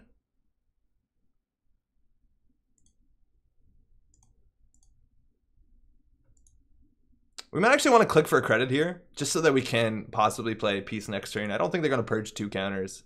It's fine for us if they do purge 2 counters. Beth is probably better than this. Actually, no. How could they possibly threaten us? This is easier to threaten. They could be on MCA informant. This is only bad for voter intimidation. Shadownet contaminate and mill more? Yeah, we definitely could. We had 1 in hand. We don't have to rush. Okay, so now it's all going to be about this turntable. So I think we'll play the money. Mill 2. None of these cards are particularly good that we actually might want to check for Obokata. So we can run archives here, C6, have a chance of swapping in. The other option is drawing into a fan site. We have we draw 2 cards, and then there's a 2 in 21 chance of having fan sites here. We actually don't need fan sites. It puts them on game point, which is really scary. This also could be an NGO front. Would be really bad because of the Gravedigger. There's also a chance we just want to run the remote. Because what hits us? Like a Nancy hits us. And the other option that we're way too late to do that. Oh, we can't run this turn. We pieced. But we could have just done draw, draw, draw, and run the remote. Because that's the problem. Is like DNA Tracker doesn't do anything to stop us from getting in, and neither does a Nancy. Like if we draw 8 cards in a turn and run the remote, it doesn't matter. So maybe playing this was actually not right. Also, if they score a 3-pointer though, then that's a better time to go in for the Gravedigger. So I'm okay with this. Let's do a double draw. It gives them a credit, but whatever. Oh, that's fantastic. Can't run. If we contaminate, they might purge. I think we actually just click for credit. What are we drawing into? Fan sites, actually. But fan site might be off the table. Is it worth keeping either of these cards? No. That's much better. So we don't need the career fair, and we don't need that. Actually, the career fair might be worth keeping. Like a crazy runner deck for you. No, never. Faust, not ever. Tell you what this deck needs, Faust. Oh man, Faust would be quality card. So it looks like it is a 5-3. They're on the oboe. Now they can fast advance the win, so we have to put the pressure on. Okay. Maybe we also want like copies of Careful Planning, something like that, so we're better contesting the remote. But I'm pretty sure we can contest the remote. The problem is now his deck runs 3 biotic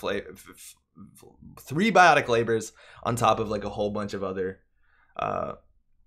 nonsense. Fast events. I think there's shipment from tendons as well. So we're gonna contaminate, mill 3, run archives. We actually probably want to keep cards in hand, so we're gonna go ahead and use the Shadow Net. It's also cheaper. Oh, forfeit, yes. Mill, run archives. If we hit a 2-pointer, it's such a big swing, and they are running brain trusts, which is fine. So this is a chance. HB is getting the soft drink business. Biotic flavor. Ah, there we go. So we got the brain trust. Steal. So we can obviously switch it for this to stop their money, but we want to stop them from winning. So now they have to still score a 3-pointer, which is totally possible, but we can always draw, run it. And what do we get? We got no fast advance pieces out. We got 1 shipment, but we still have a lot of milling. We can also forfeit this to mill 3. Like, that's totally a reasonable thing to do. Is this the new event for runners? Biotic flavor? Game lost in our time. Okay, so if this is an agenda, it's fine. We can get down our fan sites Kabalis. So we can double install this turn. We got to plan our turn. I think we want to do this mill 4. I think we can double install first. We want to get the fan site down. So I think we contaminate mill 3 fan site. It makes us weak that we have to draw up next turn, but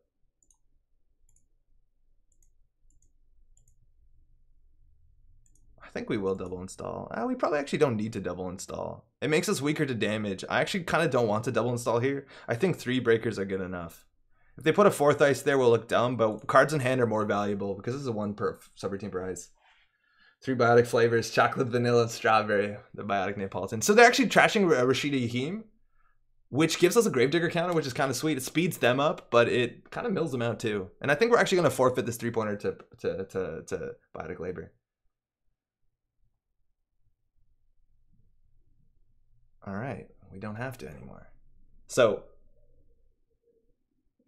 the game is largely either if they have 2 biotics in hand, or it's either they have 2 biotics in hand and they win, because we can easily run and turn off shipment. All right, in theory they could. We also have 1 current. We have 1 freedom through equality in here, which might be all we need to win. It's kind of ambitious. So we got to figure out what we want to do. I think best case we draw a bunch. We deep data mining. We need a run. I think you go for HQ here. We could. They'd Rashida'd a bunch. We have no HQ pressure though. I almost always would rather just see the top cards. Like I think we draw 6. Then only Kamainu's bad. Then we deep data mining, run archives. It's kind of good. We could also only draw 4. Gravedigger, deep data mining, archives. That sees us more cards. I like that. Hit the DDM. What's the worst that can happen? Death is unlikely. Let's see what we draw. We also could contaminate. Like, if they don't have the score in hand, and mind you, this deck has a lot of fast advance pieces. Imagine they didn't. Like, we could get another mill 3 turn, and then another mill 3 turn, and then another mill 3 turn. And that's 9, and then they draw 3. So that puts them on 3 cards left in the deck. They probably lose. Yeah, we definitely mill before DDM. So I think we draw, mill, DDM, run archives. That's the best we got. Now the problem here is if this is a DNA tracker, we take 4 damage. Oh, that's the Cortex lock. That's perfect. So this is fine. We break this easily. But the problem is if this was something that does damage, it's now possible to hit double snare. But snare into Obokata is kind of difficult. But let's get through that. Mill, mill, mill. I think we need a run because shipment from 10 and there's still 1 in the game. So that's a Mirage. That's fine. A scarcity. Oh, it's coming up. DNA. Biotic. There's 1. It's good to. And we have CST, which is really good. Swap it. Yeah, might as well. So, we could deep data mining again and then just pop our Hades. Maybe we didn't even play this right. Yo, what's up, chair? Don't you have Hades down? No need to run? Well, we saw 5 cards there, and that's better than we could have done milling. Milling only sees us 3 cards this turn. DDM sees 5. We might have actually wanted to mill. But nah, we died to snare. We need to draw. For some reason, the stream is freezing more often than me. It might actually be the new thing, M&A. That might be the new beta. So we have a chance of popping the Hades shard and just winning. I just don't know what else we do with the last click. Like, we could DDM to see another click.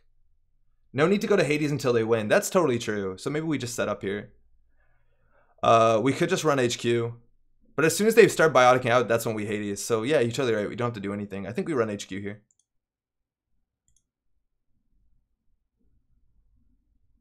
To Kakugo, we'll take the damage. We'll use 1 of our breakers. That's fine. Hopefully they don't hit the DDM. That's our best card. Ah, fuck. That's fine. Damn, we're good. Oh, shit. Hey, good game. Anything in archives? Wow, we pulled that off. 2 biotics in hand. Yeah, I figured. So there's an Obokata in archives, so we were going to win no matter what. We didn't even need that. As soon as you biotic, we would Hades.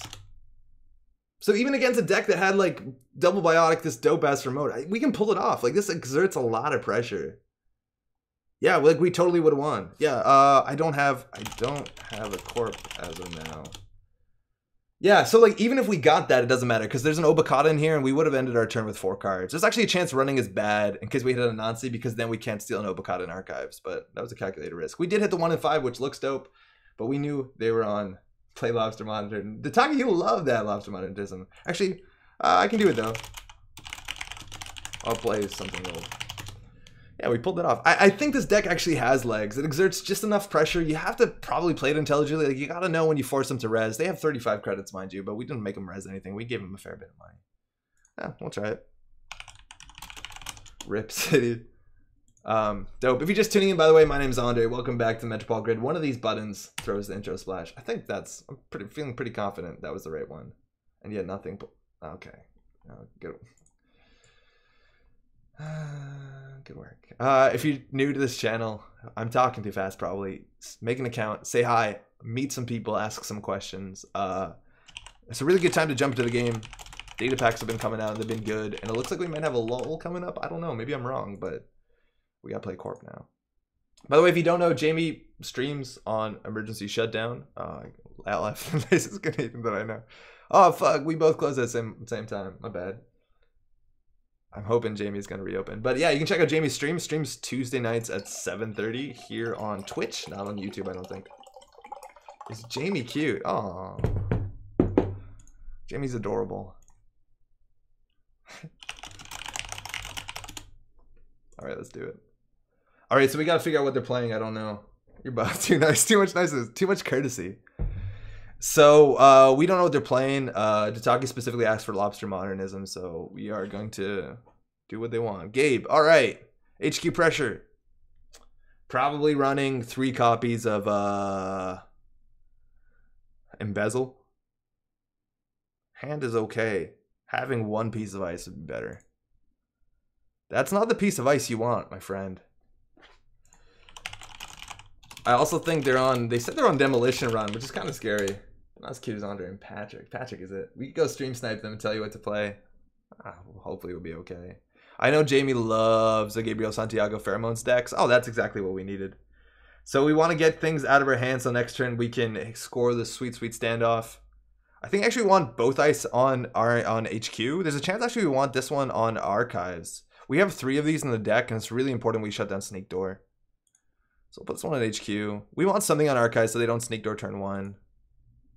And then next turn we can jam this out, which lets us IPO the next turn. Otherwise we can install this naked. It seems kind of bad, and we obviously can't play IPO. We need 8 credits. Just jam DGFI, bluff the NGO. That's actually something I definitely would do, but against Gabe, I don't want them to run HQ. It's too good. So much of specifically Gabe's economy is based off of getting HQ pressure. Now, generally, it's really bad to res ice unless it actually ends, it matters. Like, against Criminal back in the day when there was a count siphon, I wouldn't res this, because then they know they need a barrier breaker. But now, I don't give a shit, because we want to keep him out from 2 credits.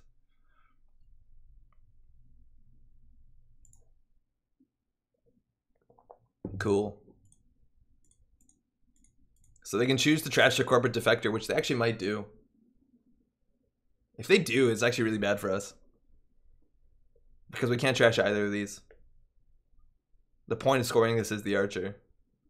They probably should trash it, because that gives us the money we need to IPO. That being said, we can just NGO front next turn. So let's see if they trash it. Drawing the card. Yeah, we're not trashing it. So we just lost 5 credits. That's fine. Immovable, how much longer you're streaming for? Generally, we stream for another 2 hours. We usually make it to midnight. And then the magic it falls apart. So Eater's coming in on HQ. It basically gains a 1 credit. So they probably dirty laundry here. They can't even. So we just need to get a good ice here. My heart will always belong to Caddy Jones. Oh, it's an embezzle. All right. This has a chance of being sweet. There's no way that they don't call Operation here. So this is the new card. Gabe gives 2. Pretty great. They hit Operation. They just gained a bunch of money. That was a nuts embezzle. That was the best it could work out. Half of our hand was HQ. That really worked out for them. All right. Well, I don't know what they do now. I think we just want our money. They're not actually pressuring HQ. They can inside job or they can like get more. I'm playing into another embezzle. This is fine. Do we res this? There's a chance that they're playing like drive-by or something wild. I don't know. That embezzle was nice. Did they next turn install GFI Advance? I don't know. I think they'd run it because they're also likely on Bank Job because Bank Job is really good with Eater economy. It's just a fine way to get money. So I would actually suspect that if we install the food, they might check it. Yeah, they got two operations. That's like best case scenario. Vicky says we usually do 8 hours. Inside job on HQ, value play. Basically it's free. They have a chance of getting this, and then they generally take the meat damage. If they trash the boom, it's fine for us too. So they hit the boom, they definitely trash that. Told you nobody runs NGO. I don't want to score the food though, Ben. We can't even score the food. That's an issue. Oh, wait. So we can get 10 credits. We can bury them in tags. We have no way to punish them, though, so seems bad. Putting this on HQ seems okay. It makes it a 1 and 3 on HQ, though, and that's kind of rough, but we generally get this on HQ. They also might think this is Chrysium, and they also can't trash this, which is the best thing. Like, if they Eater... Oh, they actually don't access this. That's such a misplay. I'm going to go ahead and... we fucked that up. Eater doesn't act... Okay, good. They played a breach. We look smart. I watched some of your Sunday VOD and kept wanting to comment that an unappreciated aspect of Another Day, Another Paycheck is that you can play it down early and go looking for agendas. If you need both money and early pressure, it's high variance. It's super high variance.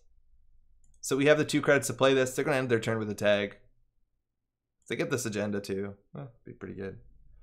So they hit the food. See if they take the meat damage. They definitely take the meat damage with 6 cards in hand. We lost the shutdown, which is really scary, man. The archer is actually really scary. So we'll give him a tag. Hit another special order. We are getting rolled. The best thing you can do against Gabe, like imagine you had a good piece of ice here on HQ. We have a fucking vanilla. And Lobster Modernism specifically, this deck has no good single tag punishment. It only has hard-hitting news, which we can definitely easily fire here. Oh, that's actually a really good card on HQ. It lets them give the food, though. We don't have exchange of information. I think this deck is strictly better if you swap 1 hard-hitting news for C-Source, 1 hard-hitting, 1 Data Raven for exchange. Like, we have so few options. So we want to do this, this, this.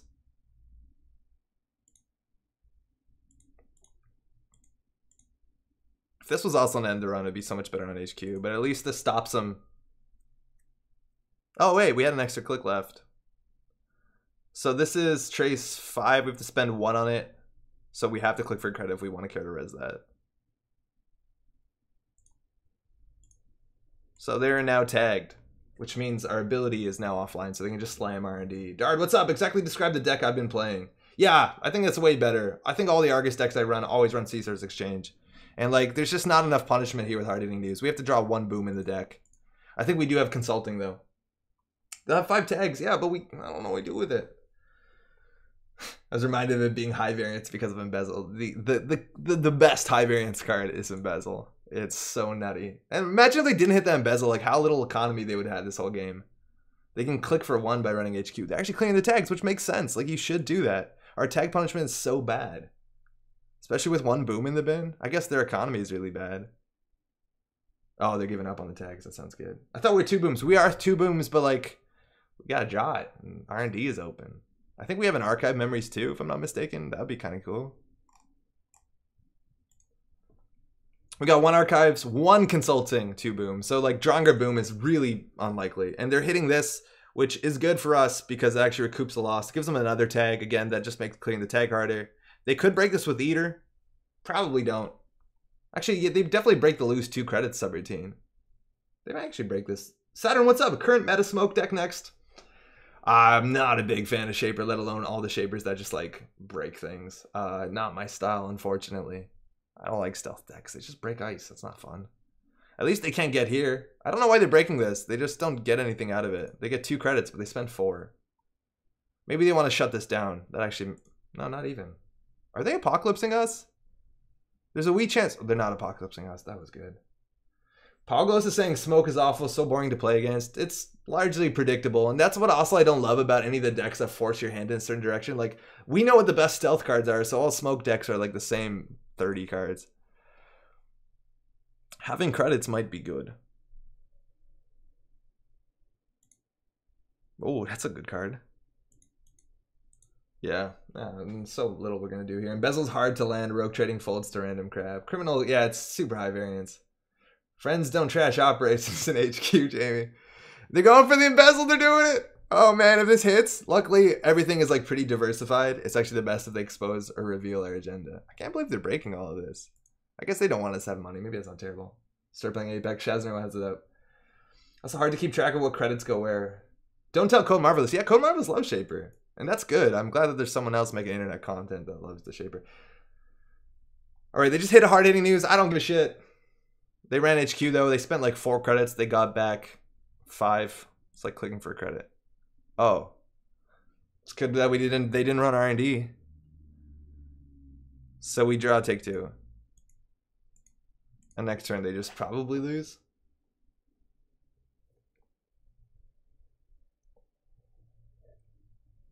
No, they can't reveal agenda. They 100% can't reveal it. But no, they can reveal it. They just can't trash it. Oh, they're a 1 turn too late. So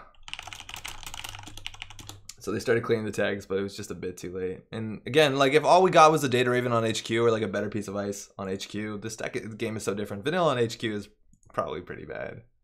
But yeah, it's kind of feast or famine, and Gabriel Santiago decks are really fun for that reason. But like a Horton on HQ, I think we've been good. Especially we triple advanced it. Then they have to go get their code gate breaker. It's probably passport. Why not credit, boom? It's a double, Mark. How's it going, firstly? Fedorenko, it's a double, so you can't credit, boom. You have to credit, boom, and we were credit short. Yeah, Kaik has your back. Friends play Smoke and Architect, such boring games. Yeah, it's about efficiency, which is like a totally different game in Netrunner, which is not the Netrunner that I think is the most exciting, especially when we're playing on the internet. But it's good for fundamentals. Maybe we should go back and revisit it. Let's keep going DLRing people. Let's see how good this is. Times like these, Jamie would profit a bit of stream sniping. Yeah, but it's still really hard to get into HQ. I guess you let the Mouselis's fire, or you let the, what's it called, fire? The Veritas. All right, Architects. Generally not that fast. This hand's probably we can mulligan better. Hey. I'm an idiot? No, Mark, don't say that. It's easy to make mistakes. I do it all the time. All the time. A completely inefficient, unpredictable, and mediocre smoke deck. That's my kind of smoke deck. A smoke deck that's not the same as all the other ones. I like that. It's a good man. The good man. Oh boy. Okay. Do we keep this hand? Benefits, it has Beth. It also has a card that lets us find a Gravedigger. It has money, but it has no card draw. We want either Laguna or Diesel. I'm going to say no. This hand is comparable. Probably better.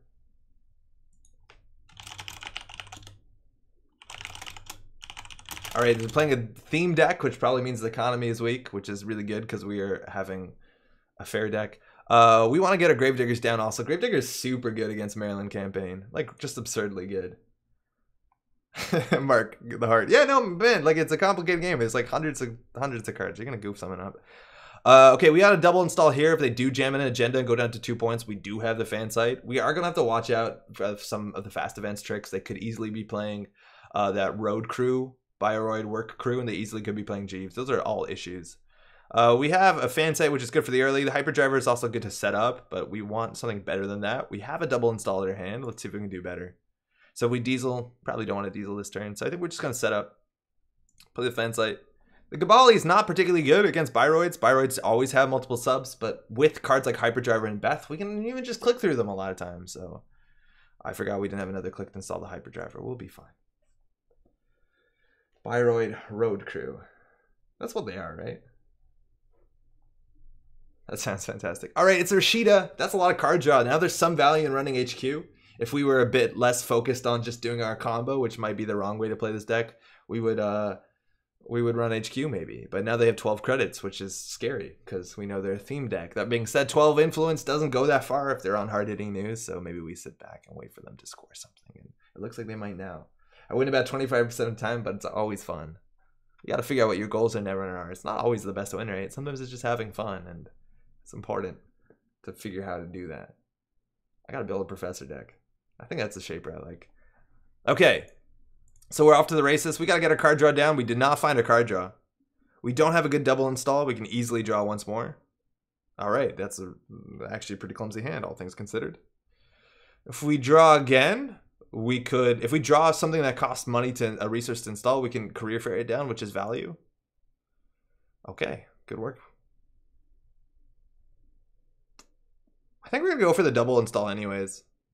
Otherwise, we can just put down this and discard 2 cards. Seems bad. We'll just get down our cheap cards before they play scarcity resources. The worst card in our hand is probably Levy. We have so much recursion, we can almost always throw that out. If they are clock it down, hopefully we just win sooner. Kinshin, what's up? Anybody know what happens to a run when the encountered piece of ice is derez? Is the runner encountering that piece of ice or they passed it? It depends what card derezes it. But if you're doing something like Maxwell James, if you are encountering the ice, actually no. If you are encountering the ice, there is no way for the corp to res ice. Ice can only be res during the approach, so you just keep going. So if you derez with a Maxwell James, an ice on a remote server, when you're encountering it, they can't res it. I'm expecting these to be brain taping warehouses. It's so good, and it's the kind of card you would jam on ice and protect. So let's go get our money, which we want. Warden Fatima's a deck. There also could be Warden Fatuma. I've played a bit against that last week. It's pretty good with Byroids. A smart man told me, if you have to win, have a good game, you've got a 50% chance of having a good game. But if you can find your own way to have fun, you always have a good game. I like that a lot. All right, this is our Gravedigger, which doesn't help much. Mind you, this is a 49 card deck, so we got a bit more work in us, but it looks like they're going pretty slow. And I think we could, like, we probably just self-modifying code here. And then on their turn, we do a double install. It's the only way that we can, like, not make our MU an obnoxious problem. I guess unless we do the turntable first. So we'll do that on their turn. This is what I was trying to do. Let's try and open that. I'm playing Compile Los with Embezzle. It might be fast advancing here. Oh man, they got remotes for days. Embezzling a perfume shop. This needs Siphon, right? Oh man, it's not loading. We'll get that. We'll get to that. All right, they're not doing anything yet. We're gonna go pile out a Gravedigger. We're gonna install this from hand. We're gonna get our mad turn. So we're gonna take our clicks. We got 8 of them, 7 of them. I was too used to having Beth all the time, and we really needed a Laguna or another Diesel. Come on, cooperate. All right, we got a lot of clicks though. Okay, all right. So we could run Archives, install this, install the Gabahali. Lol. Seems okay. Then we can play Sure Gamble, Hyperdriver. Where's the Contaminate? Working on it.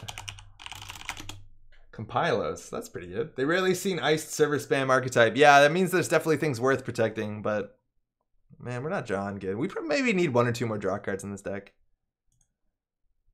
So we can put this down. Oh, we can't gamble this turn. It's hard to count. It's really difficult to count. So we get punished by certain things. We do actually get punished by hard hitting news. And the difference between 9 credits and 14 credits or 13 credits actually doesn't matter. I'm going to play around that. That honestly is the better play, but it's a bit conservative. It's Research Grant. Oh man, it'd be so good to Research Grant. Oh, it took a click to install Gabahali. Why? Yeah, you're right. That took a click. We didn't do it with Haley. I think we goofed that up. I think it doesn't.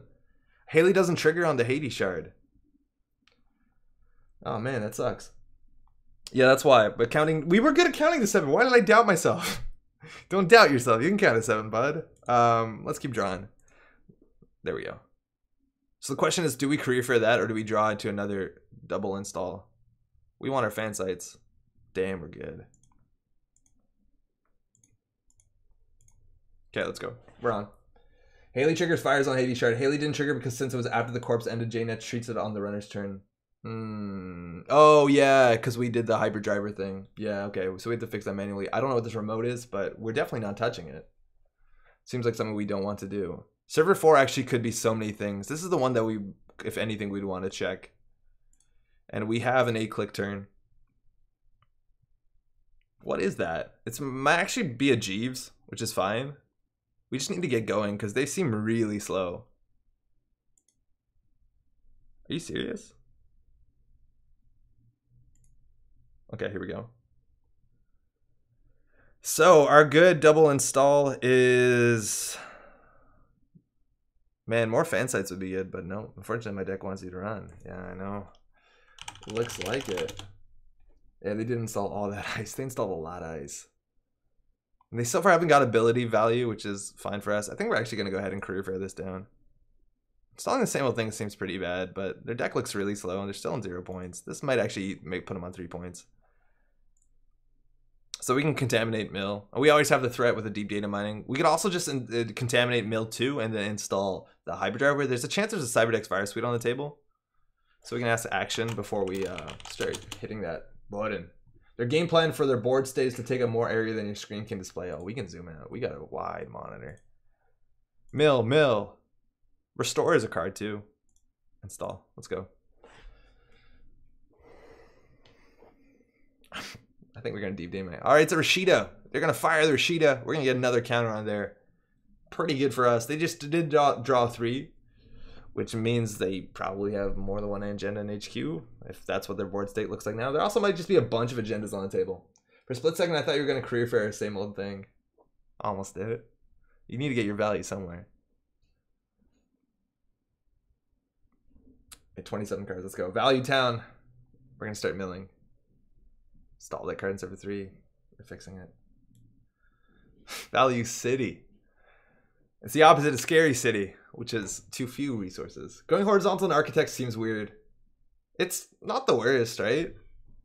Because like there's more servers to run. It's more likely you run a server with 1 ice. I don't know. Value Village is a thing in Canada. Value Village. It's a pretty cool store. Fucking hell. Some of these are definitely. Oh. Huh. Malia. Blank Beth. That's cool. So let's see if that works. Yeah, we have 7 clicks. It works. It's actually pretty good. They traded a click for our click. Beth got arrested. Put her down. Not like round on 5. Alright, so we're not gonna lose clicks here. Jared Ross, what's up? We are playing a Gravedigger based combo shaper. I have really high hopes for it. I think it's pretty good. Alright, so we're just gonna have Beth die because trashing this is too hard. We could trash this last click actually.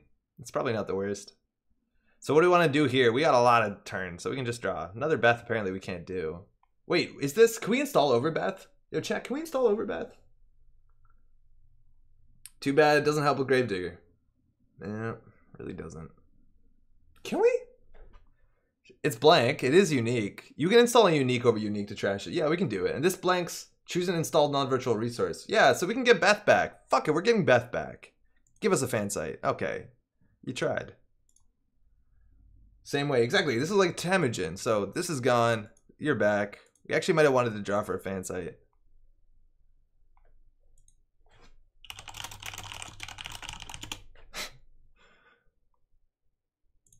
I think this is probably a good enough click to play the turntable. It means that our deep data mining looks a bit better. Which deep data mining is going to be hard. Because again, just the nausea is difficult. And I'm assuming there's a lot of things that make us lose click. That Maryland campaign they might regret. It's actually another milled card. Because it will eventually trash itself. I'm assuming they're going to score an agenda here. We got 2 contaminates in 14. Let's go. It's a sensor net activation. Lets them res a Biroid, ignoring all costs. So we get to see what their ice is. Oh, that's when their choice. Oh man, that's cool. That's a cool card. You don't see this a lot. And it's only 1 agenda point. So not only is turntable looking really good. Oh, we got free card draw. I don't even know if we need more money. It would help us trash things if we need to. I guess we'll have it. Their economy looks really bad. Like giving them credits is probably rough. Heimdall 2.0 online. Wotan for days. Fairchild Rise. Temujin was a good card. Influence was an issue.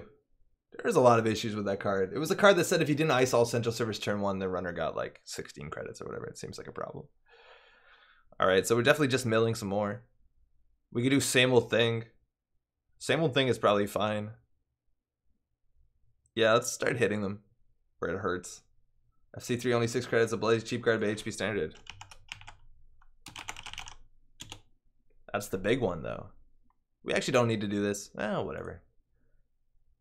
Oh, they scored. We can't play it. Oh, it makes it so easy. We don't. Thank you, JNet, for not giving us the game lost in our time. So we do same old thing into contaminate. It hits this up. We could just go ahead and mill them a couple times. I feel like we had another click in there. Oh no, Beth gave us a card draw. Bring back friends in high places. Oh man. Talk about bad cards, they'll come back. Wait, why did Lotus Field stock rise? Lotus Field stock didn't rise, did it? Why would it? Beth not unique.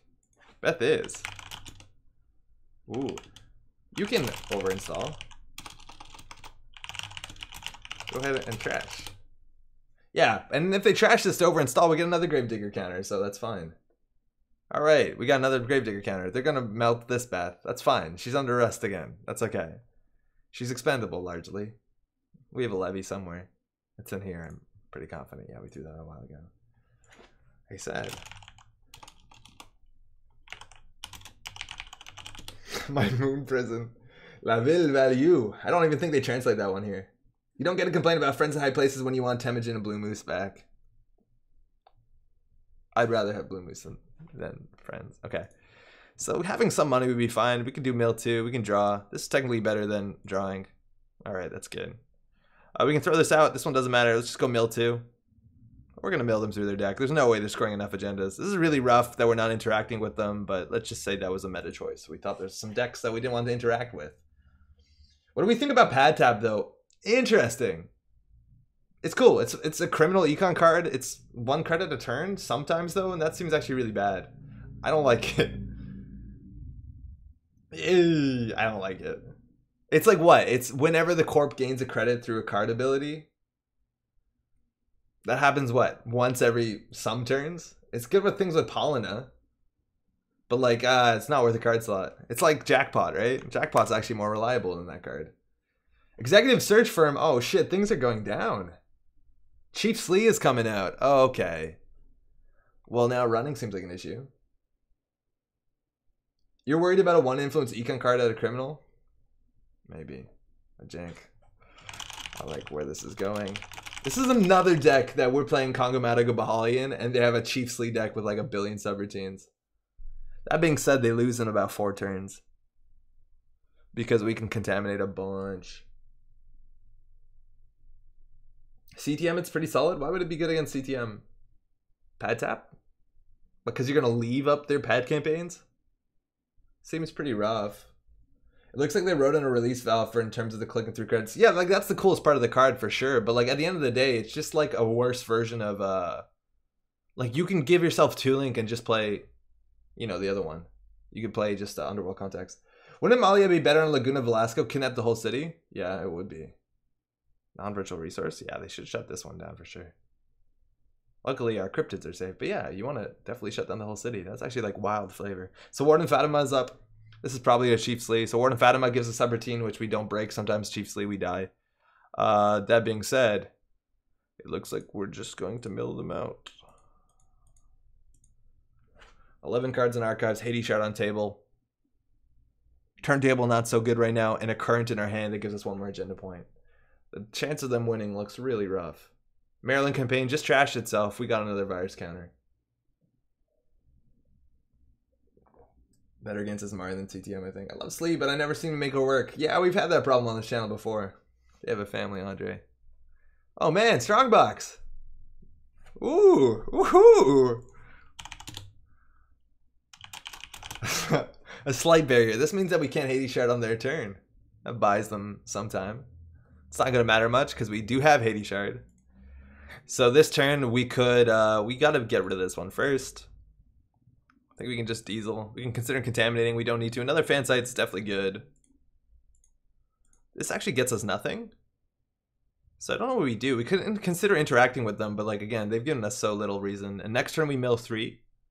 The turn after that, we can same old thing mill 2, which means we've gone through 7 cards, putting on 4 cards left in R&D. I think it's impossible to win at that point, unless they're all like recursion cards. We could also, no, we don't do that last click. Seems bad. Predictive Algo. That card is actually definitely playable, but then best defense is a thing. And not that best defense is that common, but like predictive algo trading is not terrible. Oh, you're thinking of predictive algorithm. You said predictive algorithm. I thought of algo trading. Predictive algorithm is a cool current. Install double advance. If they score, it's a 5-3. We don't care because we have turntables. So power to them. It turns our next fan site on. So things are good. So we're going to go ahead, use this, choose an event to play. We're going to do Contaminate for sure. Forfeit that, put the counters on, eat away at their deck. We're playing Data Leak Reversal. Oh, they have that. They played it. Screen's so small, we're zoomed out. It's cool. They got to play 2 extra credits. That's pretty good with Ash. It's pretty good. They're probably playing that. They're almost definitely playing that region that says if you lose a click, you lose everything. Ooh, that's... Technically, they're on game point. Yeah, they're on game point now. So we want to fire off, and we got a couple options here. So if they have Biotic in hand, they could do Biotic, advance, advance, advance. Jeeves fires, advance again. And then we're off. This deck doesn't want Jackpot. This deck has enough money. Jackpot's not good. I should be that dismissive. Jackpot's probably fine. It's just this deck doesn't actually need money. Like I put Daily Cast in there. I put Data Folding over Jackpot. Nail biter. You're on game point now. So that means we have to go off, which means we just play this current. And we just Hades shard. Oh, wait, how much can we mill? We want to have 2 clicks left because we need a steal. If we even steal 1-pointer though, it resets them so hard. This could easily be the game. The joke's on them because you're not trying to steal agendas. We want to steal agendas. So what do? So we want to have 2 clicks left. So we need to play this first for sure. We're not running, so we can in theory play that. Not like economy matters that much. We just need to make sure we have 2 credits for the Kawas. So we can play peace. We can play the current. And then we just Hades shard. That's probably our whole turn. So there's no way we mill anything. Do you have another contaminate? Well, we got contaminates for days. All the shadow nets.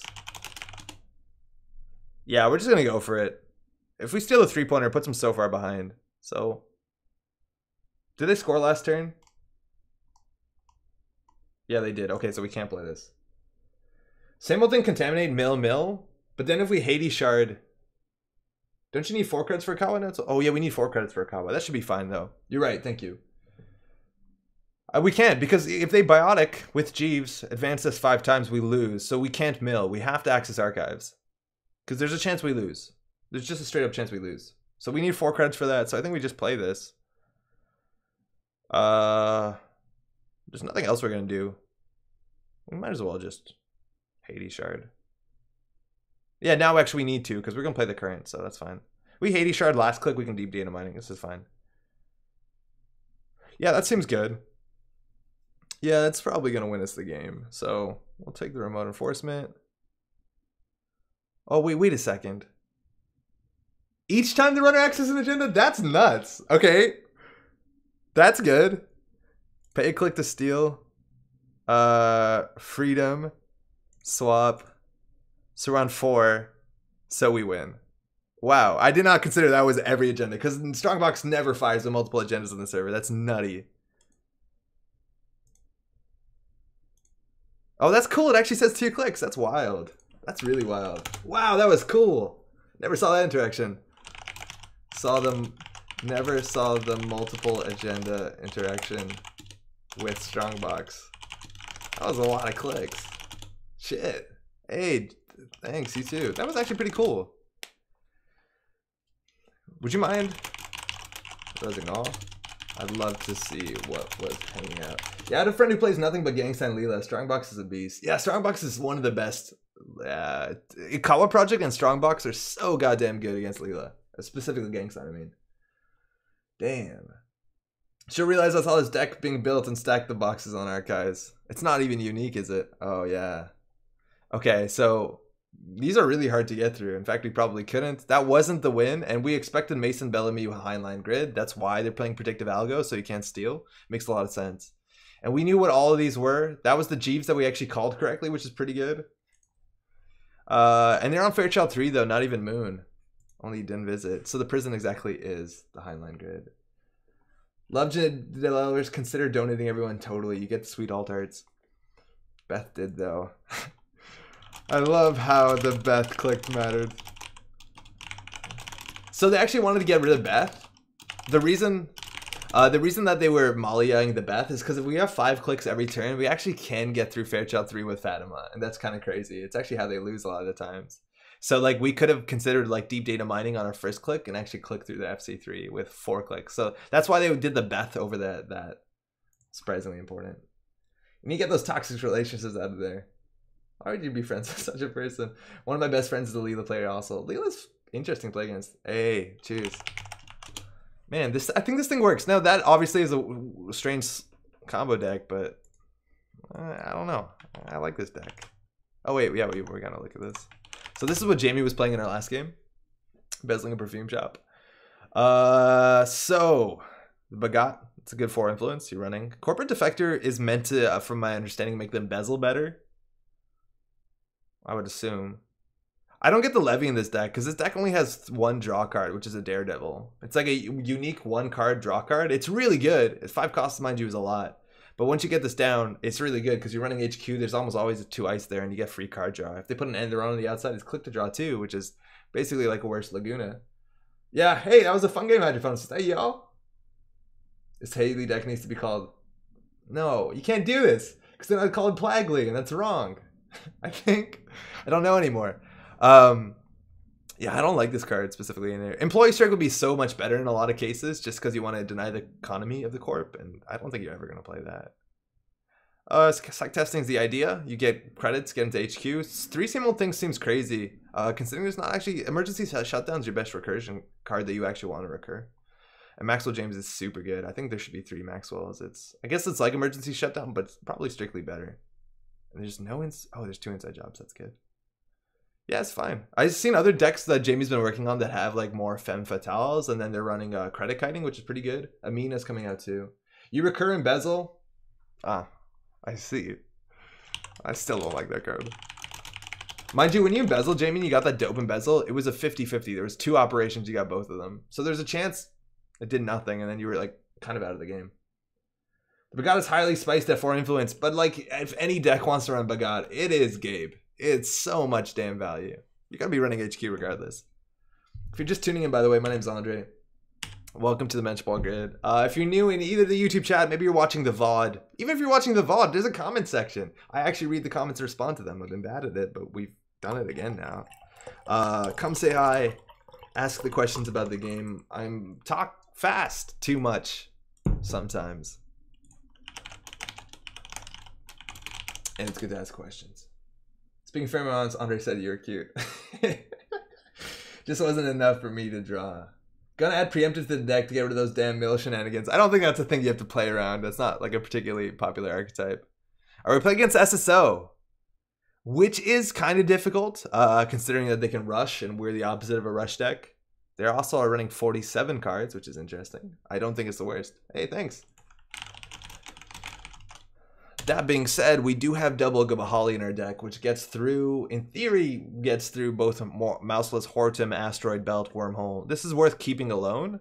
We have 6 of these cards in our deck. The rest of our hand is like not the best. I think we could like diesel into Sure Gamble and then hopefully play the Sure Gamble and then play 2 of these. This is probably just on the edge of keeping. That Alt 0233 for the E, or do you have it expertly? It's actually Alt 130 on my edge of the keyboard, but I don't have a French keyboard. I don't type much in French, so I just do Alt 130. Everyone maintain pants. I'll be back. See you in the game. Oh, hey, this is Mark. Oh, sweet. This is Mark from YouTube chat. How's it going? All right. Okay, so they didn't rush us out, which is really good. This is SSO, one of the new Wayland abilities, the new Wayland identity from this cycle, and they want to be playing a lot of times 5-3 agendas, but we don't know. And they give us a bit of a window to set up. Let's find that gamble. Damn, we're good. Holy shit, are we good at this game? So gamble seems fine. We don't have a career fair, would be better. This card is generally pretty predictable when to play it because they have 5-3s on the table, so that's generally not fast. So I think we can do gamble, and then do a nice double install, and that sets us up for next turn. I don't actually want to show that we have a Gabahali. I don't want to. Let's just install this. Let's not show that we have a breaker. They know what our deck is, though. Can't decide if Wetwork Refit is worth adding to complement Sub Boost. Sub Boost has to be rezzed. Wetwork Refit. That just does brain damage, though, right? It was a good one. I'm not sure. I haven't played enough of those, but the fact that Sub Boost makes it a barrier makes your ice a lot more approachable. The fact that Paperclip can now get through a Fairchild 3 for like 5 credits means it's probably bad. Also, because you're adding subroutines with all your stuff, Sub Boost is probably really bad with Paperclip because Paperclip doesn't care a lot of times how many subs you got. I would think that if you're doing anything, Wetwork Refit is the way to go. Because like, yeah, okay, whatever. Naja with 5 subs, it's still only like 4 credits or 5 credits with Paperclip. Whoa, Andre, please help. I'm drowning. What? No. How's it going? None of that. All right, so we also do have a good play here where we have the DBM in hand. Again, I don't want to show we have a Gabahali, but they know what our deck is. Yeah, with Lamb on the rise too. I think that's a really good point, Jamie. Wait, when you have Wetwork installed on ice and Warden res, where do the subs go? I don't actually know what Wetwork says. I'd have to look it up. All right, so what do we want to do here? We want to draw. Yeah, that's good. That's a good double install. That's a really good double install. Also, if they're running 3-pointers and 1-pointers, most SSO decks do, we have the turntable. Let's just go find the Contaminate, because we are, like, golden. We can play this next turn. They're super unlikely to score. If they do force us to run, though, it's bad. I think we'll actually just play the turntable.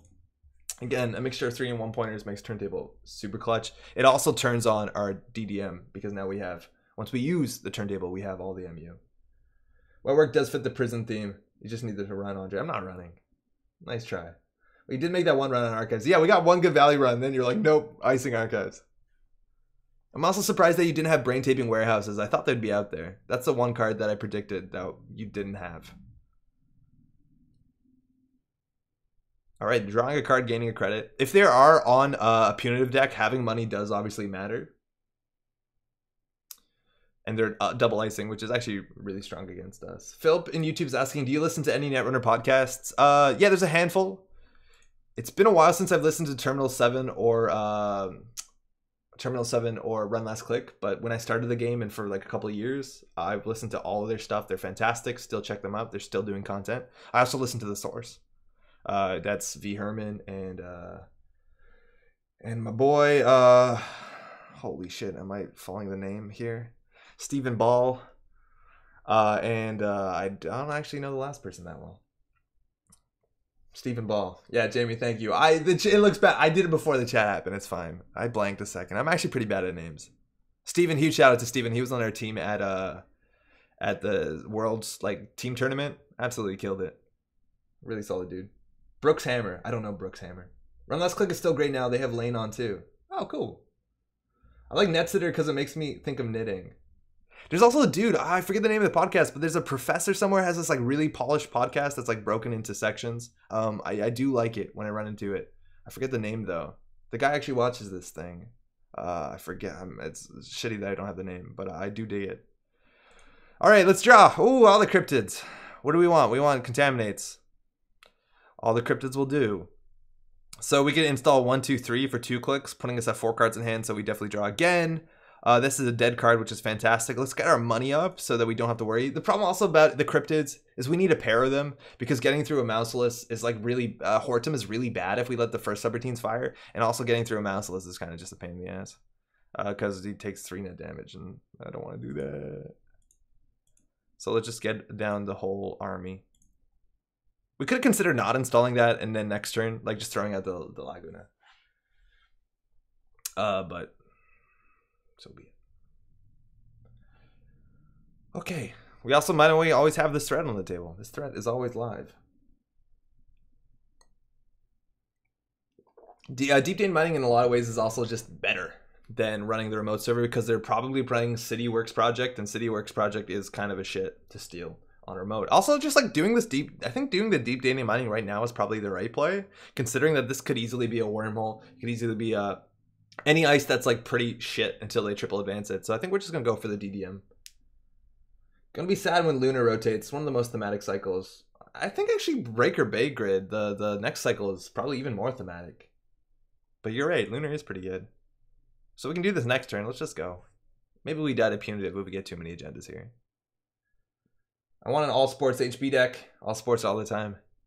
We don't know what the Rain and Reverie HB is, no? But their sports theme isn't explored enough. Is there a pun that combines Gravedigger and Cryptid? Seems like a missed opportunity. Yeah, there might be. So that's a Colossus. Oh, we don't want to program trashed. We'll take the tag. That's surprisingly good. Breaker Bay and the new set has been sweet. I love that cycle. It has Geist in it. You can't lose Geist. Netrunner actually got me into podcasts where I found such good content not Netrunner related. Hey, what are you listening to, Flip? We'll take a tag.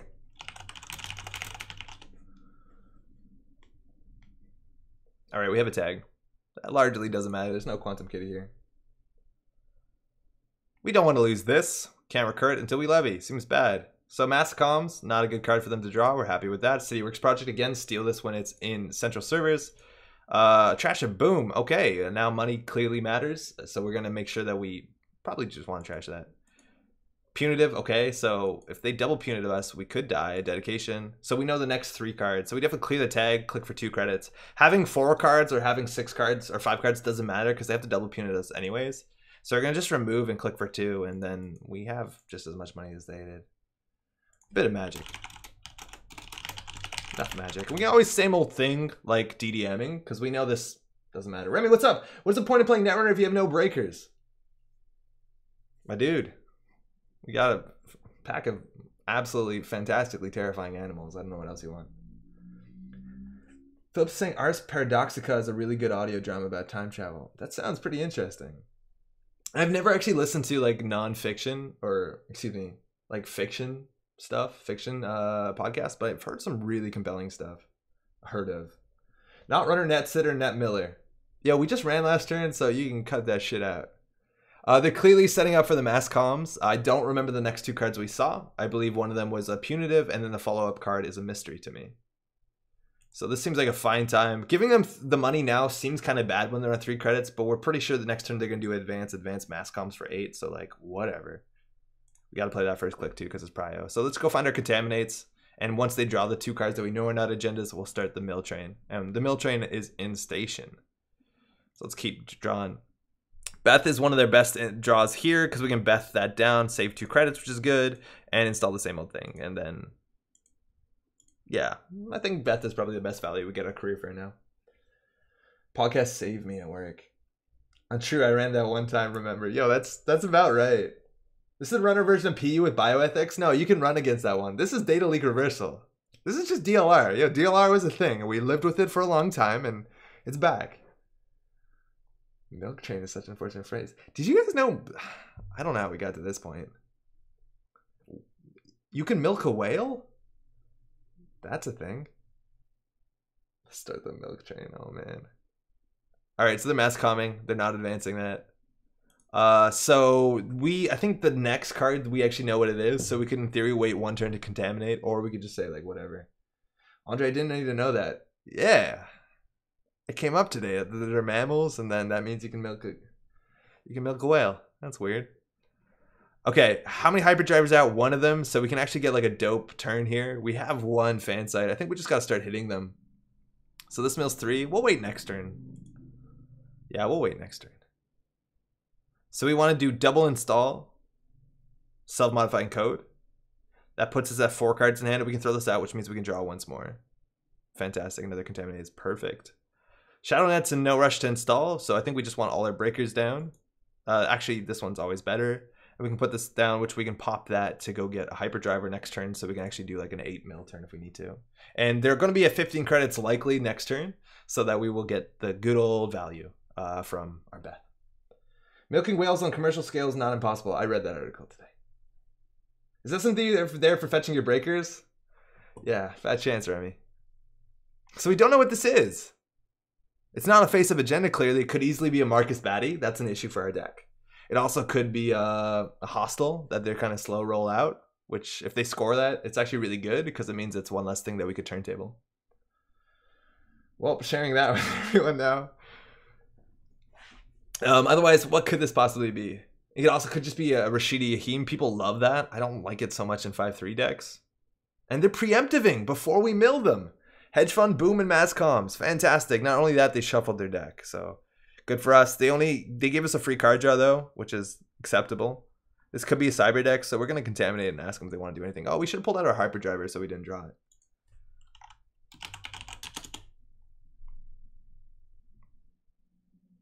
We'll hyperdriver once we get Beth. Oh, okay. Into the bin they go. That preemptive is such a value card. Could be worse, could be a Dutch milk train. I don't know why, but it just sounds dirty. My computer screen is later visible to someone and they see commercial whale milking. It looks like you have a startup. Looks like you have a good startup idea because I think whale milk will catch on. Have at it. Forgot to res. Oh no, do it up. So that's Arms Factory, which helps them draw. It's a card that they'll probably trash themselves, which gives us another Gravedigger counter and actually helps them mill themselves. Now, this does set up the eventually government takeover into Biotic Labor into Red Planet Courier's turn. That is on 9 credits, and we have no way of interacting with, and that is also pretty busted, but what can we do? And they're dedicationing, which means they can only dedicate the Colossus, which the strength of it doesn't matter. Having 3 Subrakines, though, does. Is Andre stream safe for work? Oh, the chat definitely is. It definitely is safe for work. This is a very work-related thing. Oh, you forgot to get hyperdriver? Yeah, we totally did. I think we'll get it now, though, because the mill has to... Like, they're drawing 2. We're going to mill 6. They only had 11 credits, though. They're playing around Bethwell. So let's do this before we draw the... We can't actually install that, can we? 3, 4, 5, 6, no. Before we draw the other one. Levy, that's fine. Okay, what do we do this turn? We have 7 clicks. That's a lot. It's a fair bit of clicks. Like there was ever an option. And now we can do same old thing, mill. Seems acceptable. Oh, we can only do same old thing, mill. Less than acceptable. I think it's a good time to get these 2 down, so we'll draw up. Oh, we have another one of those. That's actually really good. So we'll career fair this down. We'll get a click back because the Haley thing fucked up with the hyperdriver, and we'll get the hyperdriver down. So we have another turn to give it a shot. I love to work in an office where you can watch these kind of streams, and it wasn't a problem. So Whale Milk came out. Yeah, Whale Milk shuts it down. The managers will step in at that point. Oh man, license out the Whale Milk derivatives. I don't know. Like, apparently the Whale Milk you can ferment it and make a mildly alcoholic beverage. The article didn't say whether it's worth doing. They just said you could. So that's fun.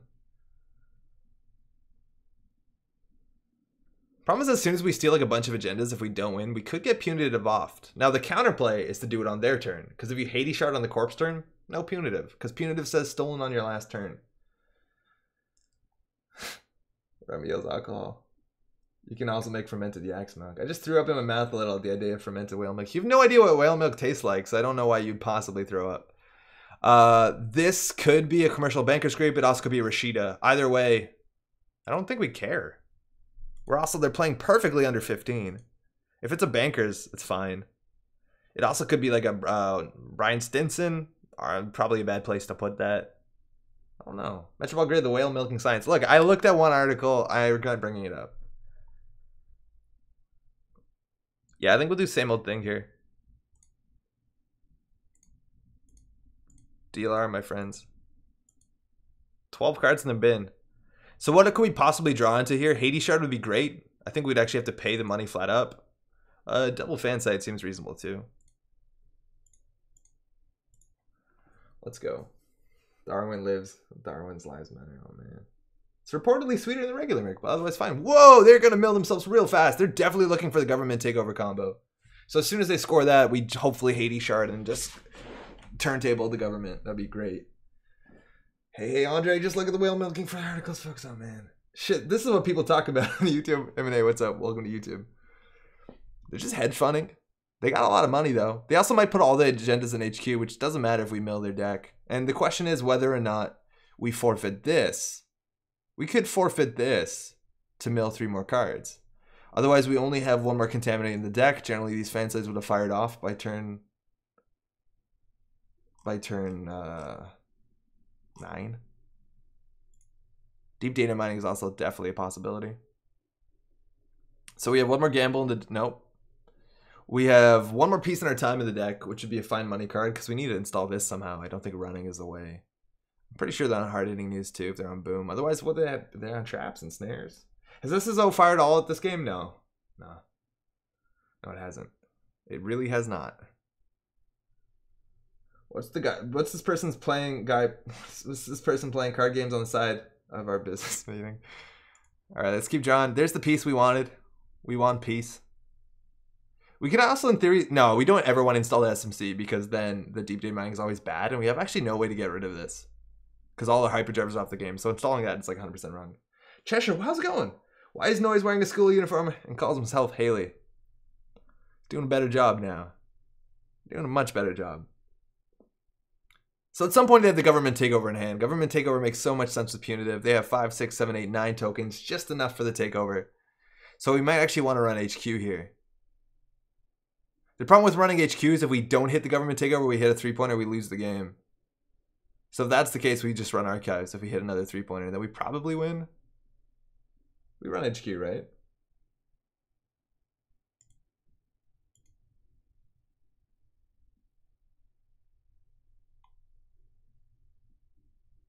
It's an ice wall. Okay, fantastic. So the problem here is we have to use 1 of our commodities to get in. Surprise. Yeah. The Kagamata is almost always better or worse. So we'll get in. So we have a chance of hitting the government takeover here. It's a punitive. Alright, no surprises. So what's left in our deck? Nothing. 1 contaminate. So we can throw this card out.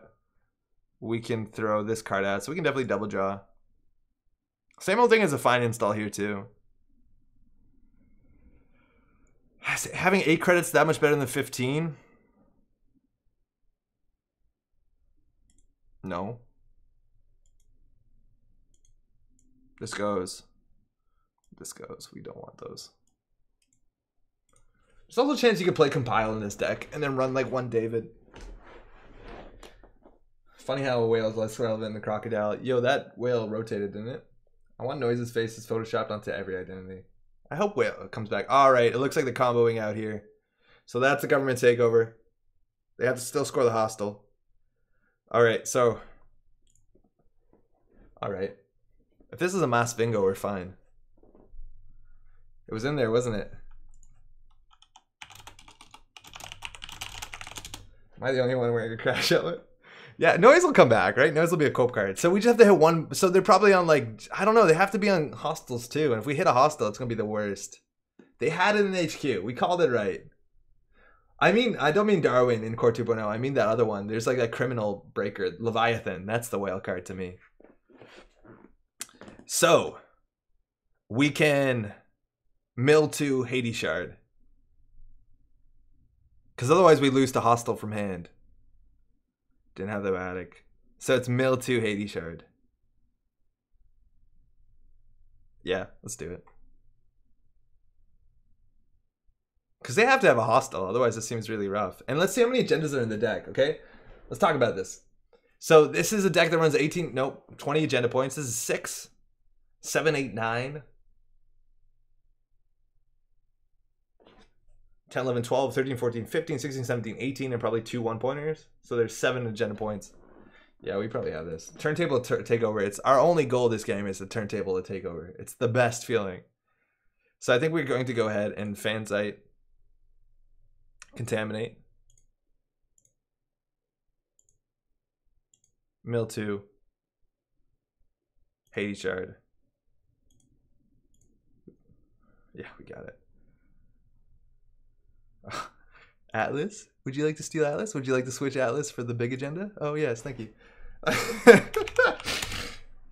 That was always going to happen. There were so many points in there. It was 3, 6, 7, 8, 9, 10. Like, we could have just run Archives maybe 5 turns ago and probably still won. Got the hostile on the last draw. That's what I figured. It was all about that hostile.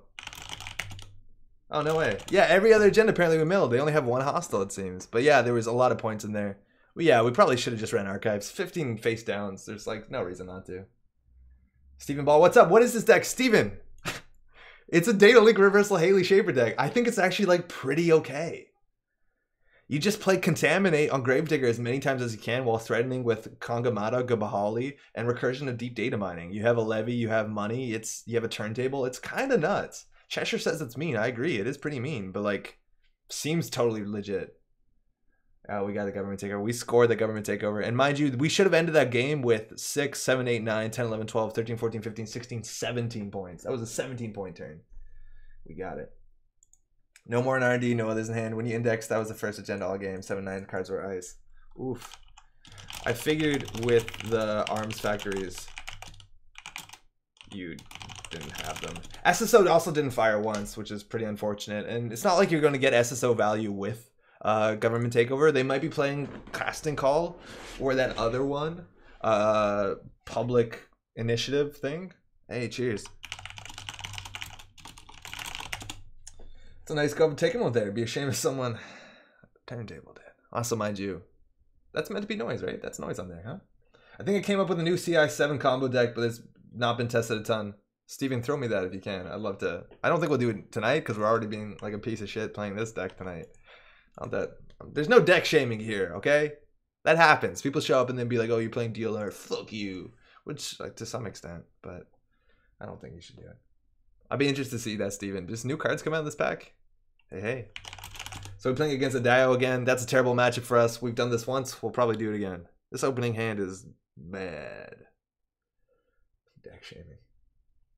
Oh, you played against it, Jamie? Deck shaming is most of what I do here. Steven, I only shame bad decks. Yikes. Alright, this hand. This is good. This is not good. We're going to go mulligan for that Laguna Velasco. Can't win them all. Oh, different deck. Oh, sweet. It's pretty good. I hate that I like this deck. Yeah, right? Like, I actually did play a fair bit of DLR back in the day. Ooh. Okay. Down 44 cards. You too. Good luck, have fun. Always important. So we don't have the deep data mining punish turn 1.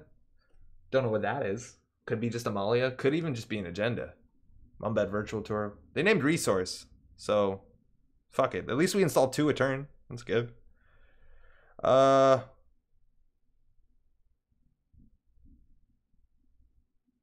We don't do that. That's hilarious. How on brand. That is so funny. Normally on the Metro grid, we click for credit. We generally click for credit. Not this deck. This deck is better than that. This deck clicks to draw. Oh man, that's so good. That's like the best Metro grid counter card. We click for a lot of credits on this show. We're gonna keep drawing up here. So if we diesel, we're up at 8. Yeah, it seems like, oh, woo.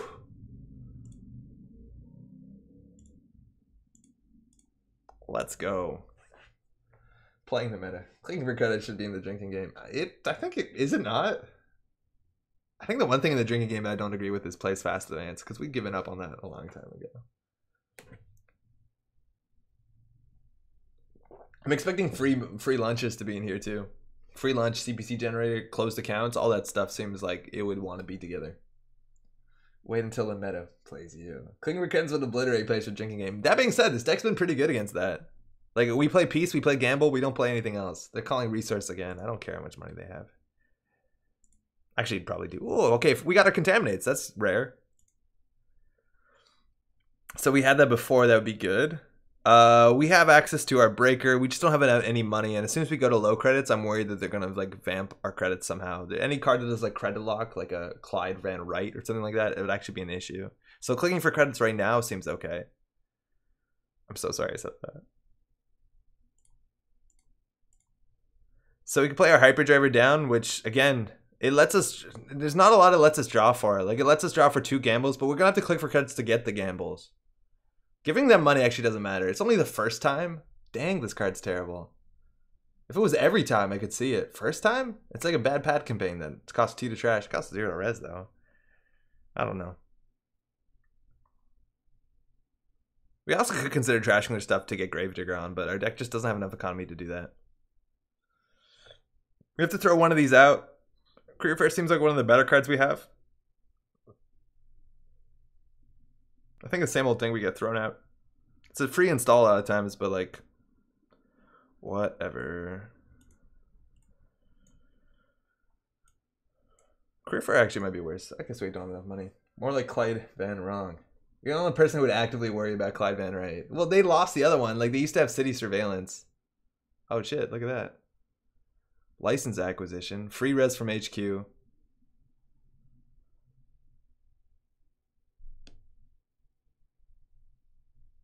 Shit just got real. Shit just got very real.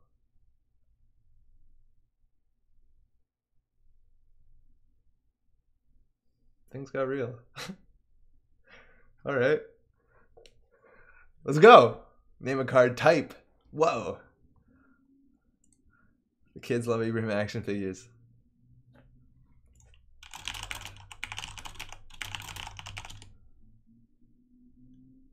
All right. Monka ass, huh? So we can click for 1 credit. They're playing the whole time. And go trash this. iPhone for short. Ibrahim phones. Oh, bad news bears is correct. I'm rooting for them too. This is fucking wild. The thing is, if we run, we get hard-hitting used.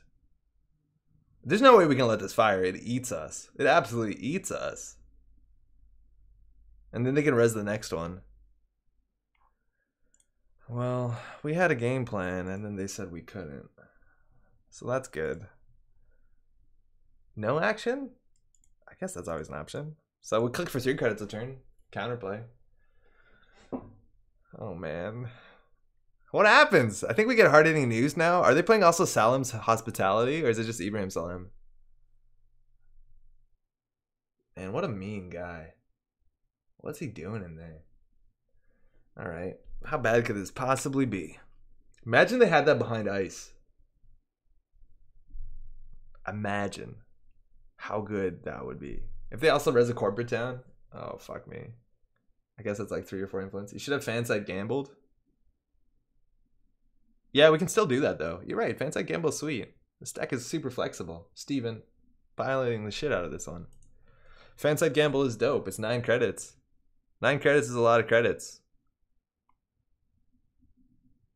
Yeah, that's probably right. Man, we built a good economy in this deck. It would have not risked the hard-hitting news. This is the next deck list of the week. I don't know. Could be. I want to see what it does. I don't think we ever trash that. So we can still fanside gamble whenever we want. Oh, we definitely fanside gamble. If we fanside gamble, we're set up. Yeah, this was totally the right play. I wonder if we ever fanside diesel. I think we don't. All right, so we could do... We have 7 cards we want to double install. We have a career fair, so I guess if we draw like a Kangamata Bahali, we have an option here. We draw... No, we can get 3 cards out of our hand. Seems kind of rough. I think we have to just do a shitty install here and do a fansite hyperdriver. It's kind of bad. I like all these other cards too much. Oh, never mind. Hold on. We can fix this. Yeah, we can fix this. So wait, if we pop this for the Gravedigger. Yeah, and then we also could have got Gravedigger. That would have been pretty good. Is Jackpot in this deck too? Cheshire? No, it's not. I just don't think it's necessary. We have just enough money that I don't love that card. Pop SMC for Gravedigger and install Hyper. Yeah, Steven, I think that's what we're doing. I'm just trying to figure out whether we want to do that. Like, what do we do? Do we draw first so that we could do that? Yeah, we'll definitely get Gravedigger out. Get this down. That's all the MU that we have. So we'll take the click back and then we can get this down. And then we can start contaminating. See, we want to click left though. So we could have drawn because we don't want to click for a credit. Yeah, so we should have drawn first. Maybe not. We can also contaminate that, but that seems bad. We also go run and trash that. That seems bad too. So it's either we click for a credit, which is we all both get a credit. Yeah, fuck it. Let's both get a credit. I don't give a shit. So the next deck list of the week is yours. And then it's awkward next week. That combo with Fenta. It's definitely a combo, but like we need very little money. Is that an NGO front? Is that a 5-3 agenda? If it's a 5-3 agenda, we have turntable. So we don't care. We have 7 clicks. A Beth would be nice. They only have 10 credits. So we can mill 3. They're on a 44 card deck. Milling has value. But we have a lot of clicks left to do it. We could install mill, mill, mill, install mill, mill. That gets 5 cards out. This is pretty good daily reversals.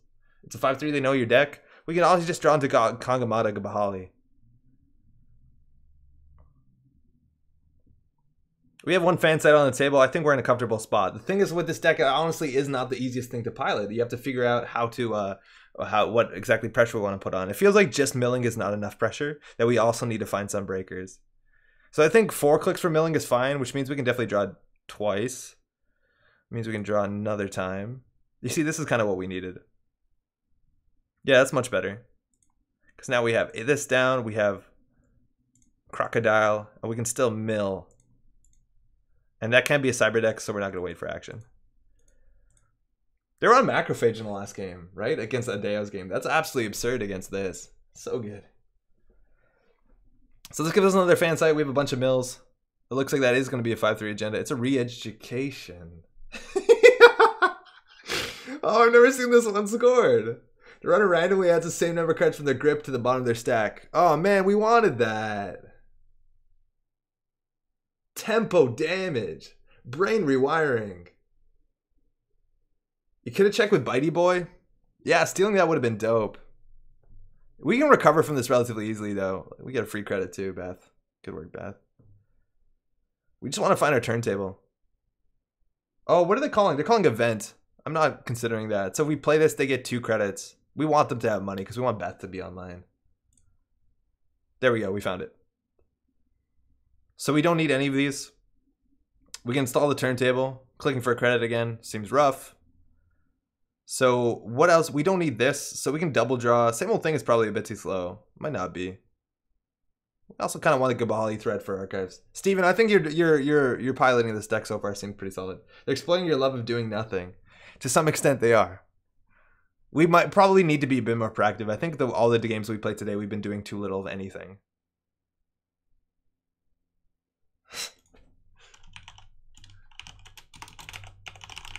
Got re-educated there. So we definitely get this down. We could double install these two.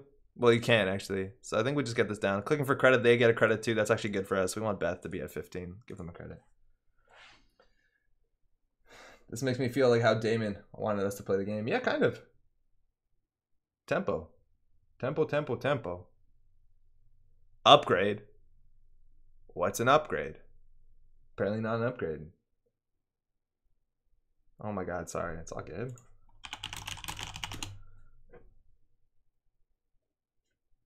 If you're just tuning in, by the way, buckle in. We're in for a wild ride. Absolutely wild ride. Oh, we probably check this one. Oh, great. Great. Great. How much to be at one of these are the thing that gives you like a free agenda point if you access it? You have 12 credits. This Mario Tech Names event. So options. Oh, that's good that we have another one of those. It makes it easier to pick this one. So what we could possibly do. Can't pilot anymore. Just dropped a McDonald's sundae in my cart. It's a disaster, Stephen. Best of luck. May the gods be with you on that one. That sounds terrible. I always buckle in for a Metro Grade game. Hey, Tataki. So what do we do here? We don't have enough money. I think actually getting the free sure gamble with the Shadow Net is probably worth it. Otherwise, this is a bunch more mills, but we need the money now because we have to trash a bunch of stuff. Trashing stuff is like just as good as hitting this thing. So whatever, let's get the 9 credits. Seems pretty good. All right, so we can run server 4. They spend money. We can run every fucking server. Just hopefully run it in the right way. We don't get quantum kittied. I knew I forgot something. Oh, forget your helmet. All right, that's the Endless EULA, which we're gonna go ahead and spend the 6 on. We've committed.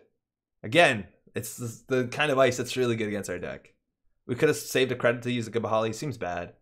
There you go. That's a franchise city. That's an agenda with. That's the card we're talking about on the axis. Let's see how bad this is. It's a license acquisition, so fine. Swap it. Yeah, seems good.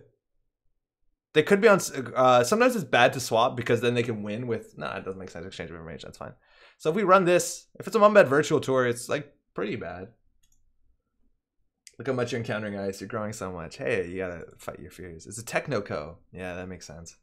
Whenever they program piece of hardware and a virtual resource. So we do have a fair bit of virtual resources. So we're going to go ahead and trash that. It actually gives us one of these tokens, which we're going to go ahead and get that milled. So we trash 2 cards for 2 clicks. It's value. I'm sure that everyone's ready to purchase some Metro Grid branded stream helmets. A lot of buckles on that one. Make sure it's well fitted. 26 cards left in R&D. We can always forfeit this agenda. And they're just going to play the Endless EULA game, which is a hard game for us. That being said, they're now only on 3 points. And if they score a Beal, they're on 5 points. And then things get hard. But besides that, we're fine. I would wear an MG helmet. I've been impatiently waiting Andre's merch. Oh, man. I don't know what to do with that. Okay. We don't run this. It's all our money. Then we can't even trash what's in it, so we definitely don't run it. I think we could just go for the Contaminate play. We can probably just draw once first, because we need to find still things, like a Hades Shard to be sweet. That's actually really good, too. We can Career Fair these 2 out.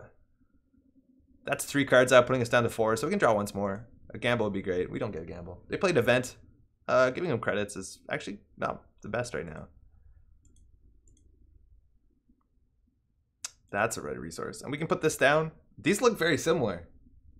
Easy goof. Red t-shirt with a Metro Grid logo. Funny enough that you would say that. There are Metro Grid t-shirts. There are red Metro Grid t-shirts that say Metro Grid on them. I don't own any of them. Motherfucker. Is this a 50 card deck? They're playing Museum of History, which is bad for us. I was playing EULA and CI for a bit. Had to cut it because Jane has lousy with Lamb decks, yeah. Yeah, there's people in the Montreal meta that have Metro Grid t-shirts. I don't have one. I literally don't have one because people went to, like, we were at Worlds and people on my team had Metro Grid t-shirts and I didn't. It was crazy. And shout out to Roberto, who was, like, totally cool enough to build them last time, 2 years ago when the Montreal crew went down to the Worlds. Actually went out of its way to build Metro Grid t-shirts. Pretty dope. Okay, well that sucks. They're on 3-pointers, so there's some value in just saying fuck it and DDMing. That being said, I kind of want a piece in our time. This gives them the credits that they'll be at 15. Again, now milling seems really bad with Museum of History, and we have no good way to deal with that, so that's like a 9-credit run, which means I think we probably just went off DPM spam from now on until they get another Endless ULA on there, and that sucks. Do we even need a hyperdrive that turn? All assets in the museum are free to use. Probably too free. We didn't need shirts to carry the team. Yeah, we didn't have. Steve and I didn't have shirts, and we carried the team. That's a problem, though. Feed my gas lens addiction. I would charge under 34 USDHR for my design service. Who's the measurable grade? Actually, Nani? Okay. As long as you follow the license agreement. Oh man, endless is endless. Endless. Okay, what do? We want to get the money. We want to set up for the DDMs because we have to pivot. It's actually not that difficult for us to win with freedom and data mining. It actually will get one more 3-pointer. We can win the game. So let's set up for that because now Gravedigger looks a bit dumb. There's a chance though we can get some Gravedigger value and run archives in the same turn. That would be pretty good. We just gave him 7 credits. That seems acceptable. That's good. We want to put as many events in one turn as we can. We got all our money at once. That's kind of cool, I guess. So this has value because this is another deep data mining. This has value. This has no value, I don't think. Yeah, this is a dead card now. So we draw once more. We're going to install a bunch of stuff. That's fantastic. A lot of stuff is dead. And this helps us with Trace Ice if they're running Archangel, IP block, having money, resistor. Actually does matter. We don't have a good double install here. Yeah, we just don't. This is unique. Not that we would want to install too, but that's fine because a lot of these are garbage. We're going to go ahead and just clean our hand out. That helps with the visibility of things, and we can just play most everything. No scarcity. Okay. I think we have to just start hitting the deep data minings out. There's also a chance, like, if they might not shuffle agendas back, but if they do shuffle agendas back, it's maybe we want to wait. They'd put a Technoco back. Fantastic. Remy's asking in chat, would Valencia be good in criminal? Yeah, she would. She would definitely be good in criminal. You're gonna see mining accident in criminal. If she was a criminal, Valencia's good in any faction. All right, Technoco got rezzed. The install cost of each program doesn't matter. Hardware doesn't matter. Virtual resource. I think we have like 3 more. Oh, maybe we have actually 3 more. When the runner installs a program piece of hardware, you may gain 1 credit. Okay, we're not gonna wait for that to happen. We're just gonna go for the deep data mining. We can get through 2 subroutines. And we can pay for a lot of other stuff. So if they put the spiderweb on the R&D, I think we lose. It's the meager pop-up window. Let's see a bunch of... Oh, wait. Fuck. Sorry. Oh, we goofed it because we should have played this first. But now we know it's a pop-up window, which is not fair. So we're going to have to not do that. Chat. Got carried away. Oops. Yeah, I should have freed him first. Hey, Nick. Yeah, totally. There's a chance. If we hit a 3-pointer, we look real dumb. That being said, we have a lot of recursion. We're going to see what ice they draw. TLDR. Kind of hard for us to deal with. I guess we just break that. Data loop. That's doable. We have to Gabali that. Standard procedure. It's a pretty good card. I like this card. Degree mill. We would have won the fucking game. God damn it. I don't know, criminal seems to be turning into the do nothing faction, so they don't have enough to utilize their BP. Yeah, they don't. All right, we'll exchange it. We'll turntable it.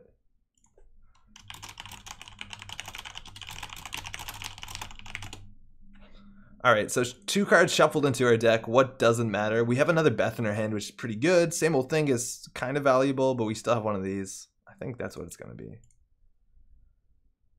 You don't have to steal Tataki, you beautiful bastard.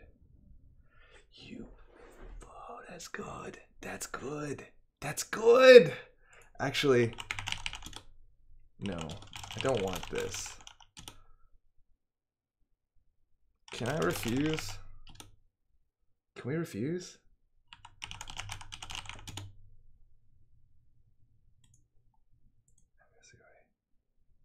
Oh, now we should have the same old thing. It doesn't matter. Oh, Tataki. All-star. Absolute all-star. You call me beautiful person, that's okay. That'll do it. Woo! Such good theming. The theming in this deck is the most beautiful thing. Oh, we should forfeit that one, actually. Yep. So I don't know if they put on top of their deck or not because they shuffled. So there's a chance that this doesn't work, but this works. And yeah, all right, good. Doesn't matter. Freedom. No. Card from deck. 10 agenda points is pretty good. Oh, good game.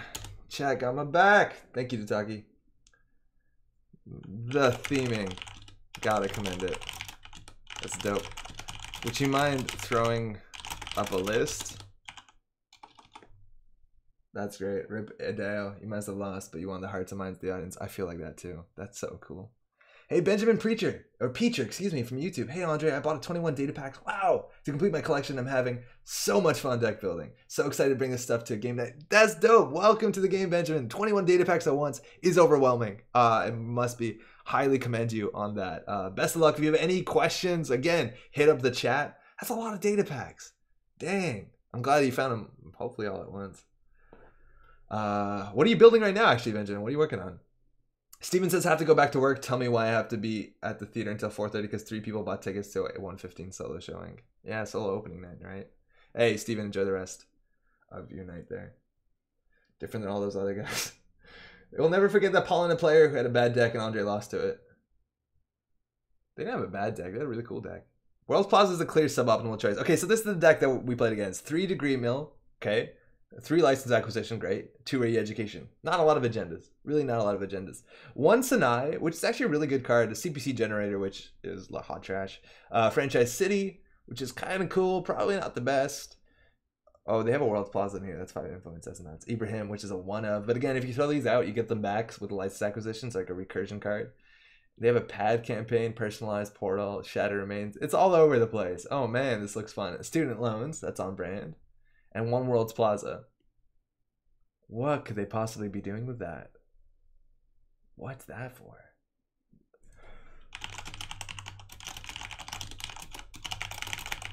Hey Cody, how's it going? Good evening, nice game. What's the Haley deck? This is our Haley deck. I'll pull it up in a second, but it's a Data Leak Reversal Haley deck. Data Leak Reversal. It's been pretty solid. Play it. Yeah, let's do this. We'll do 1 more Haley and then we'll play this once. It's 11:30. We got 2 more games in us, right? Play a threat assessment. There's so much stuff in here. Mediocre, 5 influence, mediocre card. Okay. Bandwidth, fun. Data loop, fine. Data Raven, no data ward. NSUA, IP block pop-up, TLDRs are fun. Exchange information, a hatch job, Salams, 1 of. 1 self-growth program. Weird card considering we have no ways to tag them. Standard procedure, which is fine. Targeted marketing, which is a fun card. It's actually a pretty good card in threat assessment, which is, this card's super underrated. I think this card's really good. That's their only tagging card, I think, in Expo Grid, which is not good. CV stack assets in 1 server. Yeah, this card could just be pad campaign, right? It's like a pad campaign that you can protect, and I guess it costs less to res, but you just trash the asset. You don't have to deal with this one. When you plays a deck doesn't believe in, it's a bit salty about it. Yeah, I gotta tone that down a bit. I think that's a pretty fine thing, but it's like we know that if we're playing this deck, it's just kind of crazy fun. I was a bit too salty about the deck list of the week tonight. I apologize for that. I guess Mahoney isn't bad. Centralizes it. It makes it easier to contest, though.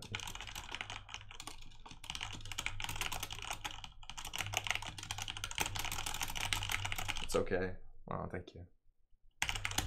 Andre doesn't like that decks that make you happy. Aww. If you don't mind. Okay, we'll copy this down. Can you copy paste this? Yeah, you can copy paste this into JNet. Love to see you. Can trash everything at once, yeah. Aye. Benjamin says, I got a dedicated response team Gagarin going and a hemorrhage Alice with some Katara virus stuff. And means to smash as many cards out of HQ as possible. Smashing cards out of HQ right now in Anarch is only going to get better. Watch out though about dedicated response team, Benjamin, because there is a chance, it's a ruling. So you have to res dedicated response team before they access the card in the server, right? The run is successful and then you say res a dedicated response team. And that actually lets the runner say, I don't want to pay a credit, and they don't actually have to access any cards in the server. So if they smell a trap, And you can use that to bluff, but like if you have a snare in the remote and then you res a DRT, the dedicated response team, and then they can actually say like, I don't want to pay the credit, I don't want to access, and they can walk away. So watch out. I was excited to tell you because I need to be excited too. That's really cool though. Let me know how that goes. Katara virus stuff is also really fun. It's a really good time to get into the game, mind you. All this stuff that's coming out is like really compelling. What are we doing? New corp deck. That doesn't work. Should that not work? I thought that would work. I know secretly knows the best idea. Keep telling me how 419 is a noob card. I never said that. I just don't like 419. Okay, we'll put this in a notepad and we'll fix it later. All right, Cody, you asked specifically about the deck. This is our Plague Doctor deck. I think I'm saying it right. This is what it looks like. It's a data leak reversal deck. Why did that happen? Data leak reversal deck in Shaper, putting enough pressure on with our cryptids, and we have deep data mining for R&D threat. Turntable is also really good. This wins you so many games, people don't play around it. 14 influence though. I don't even know if we need 15.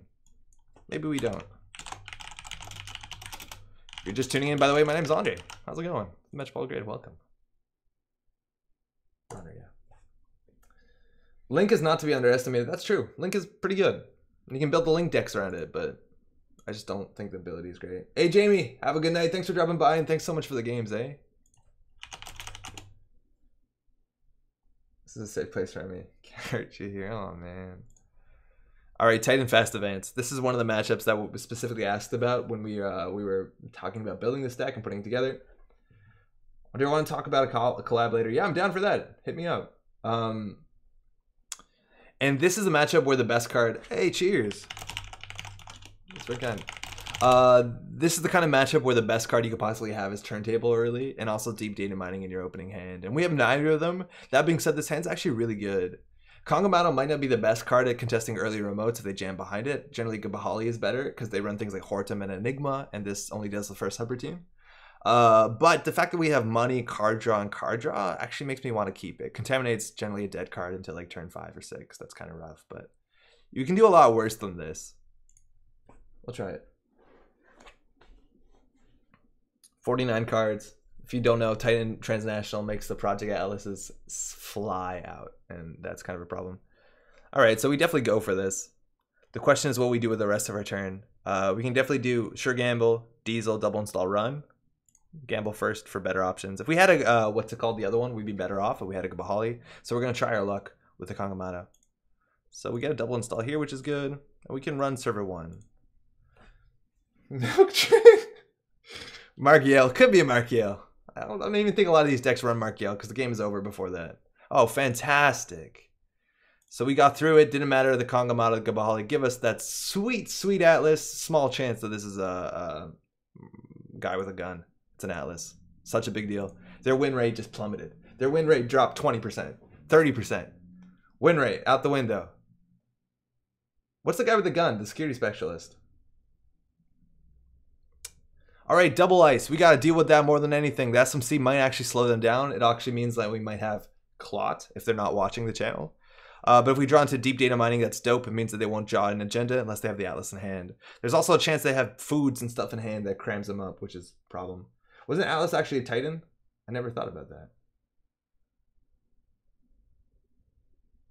Yeah, I never thought about that. Remy, we're going to use SMC to get our breakers. That's really cool. Contract Killer. That's one to play around. What do we get with this? We got a credit. Great. Fan sites are good. Obviously not the one thing we want right now. That's the one thing we want right now. And we have a good double install here. We actually probably don't want to show we have 2 of them. We definitely play this first. And we can go for the SMC, which lets us get our Contaminate. But that actually probably is too slow. In this matchup, specifically, our fan sites are probably better for recurring deep data mining. And that's a really big thing about this deck is we've been tunneling too much on Contaminate. And the fact that we have like all these Sure Gambles cooped up in here and deep data mining is probably even better. So we'll get this down in case they score a hostile or a standoff even, I guess. It's probably not that likely. And we'll get this one down because it looks worse. Centrals are nice, trash everything. Probably not the thing we want to do. We kind of want to set up because we need a lot of card draw to contest things. It's not like we need one breaker and then we just need economy. We actually need to find our stuff. And finding a deep data mining is great because we have ways to recur it, ideally. Card in Server 1. If it's the second Atlas, it's kind of unlikely. I don't know. Depends what they do. If they double advance it, it's unlikely they're on an NGO front. What is this? What is this? This might be a reconstruction project. That's a good way to fast advance out like 5-3s if they have that on the table. And they drew last click, which is really rough. Never want to do that. So if this is an Atlas, it's bad. We can use both our breakers on it. Do we check this? Ducksmart does feel pretty toast now. The aggressive play would normally pay off. Yeah, exactly. It's also so demoralizing losing one Atlas. If they spend 3 scoring this, what could this be? It could be a Mark Yale. It could be a reconstruction contract. It could be that guy with the gun I can't remember the name of now. You know the one? It also could just be a Brian Stinson, which we're totally out of the way. You don't think it's an agenda, Poglos? They installed it first click though, and then they did a weird rest of the turn though, and that kind of a lot of times means it is an agenda. It's not like something that they did at the last minute. It's like, we did this first because this is important. I don't know if you bait with Kangamato. M&A is also saying contract killer. Could be. That's going to be difficult to play. That's a dead card. That's what we want to see. Spending 7 is fine because we have peace next turn. Let's get a card draw going. We're off to the races. Man with gun? Clickots, how's it going? M&A's in the other chat, Remy. Fuck, it's an Atlas. Pogos, this is on you. Guy with a gun. Yeah, there's the dude with the gun. We know this one, right? I'm not going to search gun. Oh, that's why people are saying contract killer. That's not the one I mean. It's not Mr. Stone. There's a guy with a gun. Okay, well, anyways, the game is like totally afoot because they have the thing. I got too many tabs open. Hold it. We'll find it. We'll find it. 1 second. No, it's on this one. It's not Mr. Stone. No. Anson Rose. Yeah, Anson Rose. Anson Rose has a gun. There's a gun right there. It's a good card if they're on Trickleite. I think a lot of the decks have actually pushed away from Trickleite. Specifically, can't play this. Specifically the fast events decks. Armed Intimidation. All right, we got to find our DDM. That's not what that looks like. Find our DDM. That's actually really good. We can throw out a bunch of these cards. DDM. Ah, fuck. I think this we want to be a surprise. So we really have no plays here. We have legitimately no plays. The Gravedigger is probably too slow. This we can play next turn. We could consider career fairing out the same old thing, but it seems pretty bad. Anson Rose, that's why I have you pegged for a fast advance. Vintage build bank. Exactly. Vintage. We can install double SMC, which has very little value. We can pay 3 credits to get 3 more clicks. It's not the worst. I actually think we probably install this. And we need to find the deep data mining. The thing is, if we play like the piece in our time, we can't deep data mining. This one's probably too slow. These two are definitely bad. They're unique cards, and destruction is not really their thing they do. Man, we could have got that probably. That sucks. Career Fair lets us play Gabahali. All our other cards are 0 credits or less. I guess besides Archives Interface or whatever that thing is called. This is probably bad. I think Contaminate is probably not good enough. We'll see how the game goes. Oh, we have 2 more of them. It's fine. This 2-second delay stream on Twitch definitely is kind of wonky for me. Yeah, it's a pretty soft delay there. Keegan Lane says ice. Your rig and play Sakon. Stay safe, kids. I said I was sorry. Install advance. Hostile? Hostile, okay. I never recognized the gun in front of Anson Rose. Am I the only one? I wouldn't be surprised. It's like at a weird angle. It's kind of an interesting looking gun too. It's not particularly intimidating. It's kind of colorful. We can't play peace this turn because they scored an agenda, so good counterplay. But every time we run R&D, like I think we just go for singles because there's a chance they lose the Atlas. So we'll draw definitely for the deep data mining. Yeah, we got it. I think we just slam this. Because the chance of hitting something, I think they have to use their Atlas token, and that means we can run HQ last click. So this has to hit something. They didn't use their Atlas token. It's super surprising. Consulting visit, that means they're probably on a kill deck. IPO.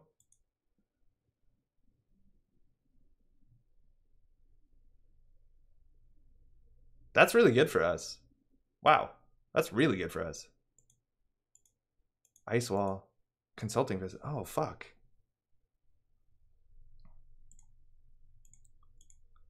So there's a chance we get hard-hitting news. We can generally recover from that. We do Shadow Net for sure gamble, and then just like click clear 3. That was weird. I want to build a deck with a Crim Gun card back in the day. Yeah, that's a cool card. That's actually a problem I had with yeah, that's ShadowNet Food Cheshire. That's a problem I largely don't like with the design of Criminal recently. They've been losing the criminal identity. They don't have like guns anymore. They don't have crime. A lot of the last like cycle of criminal cards has all been just like blue consoles. I want them to run in and bomb stuff and mug people and take hostages and like do actually stuff that makes them illegal. Because right now the anarchs feel like they're breaking more laws than the criminals, and that's kind of dumb. Guns are not cool. Yeah, technically not, Remy. All right, install advance. We can get in there. The problem is as soon as we peace, we can't run.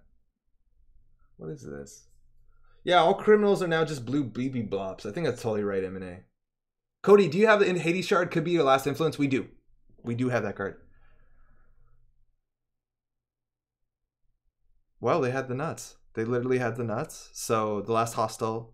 Oh no, this is fine. This is acceptable. So we clearly don't peace. I think we ShadowNet for a gamble, ShadowNet for deep data mining, and then they can't use Alice token to pull a card into hand because then we run it, and then we can run archives. Seems good. This is so bad for them. We'll do the gamble, forfeit that. Seems like a good click. 9 credits plus 1 agenda point. ShadowNet.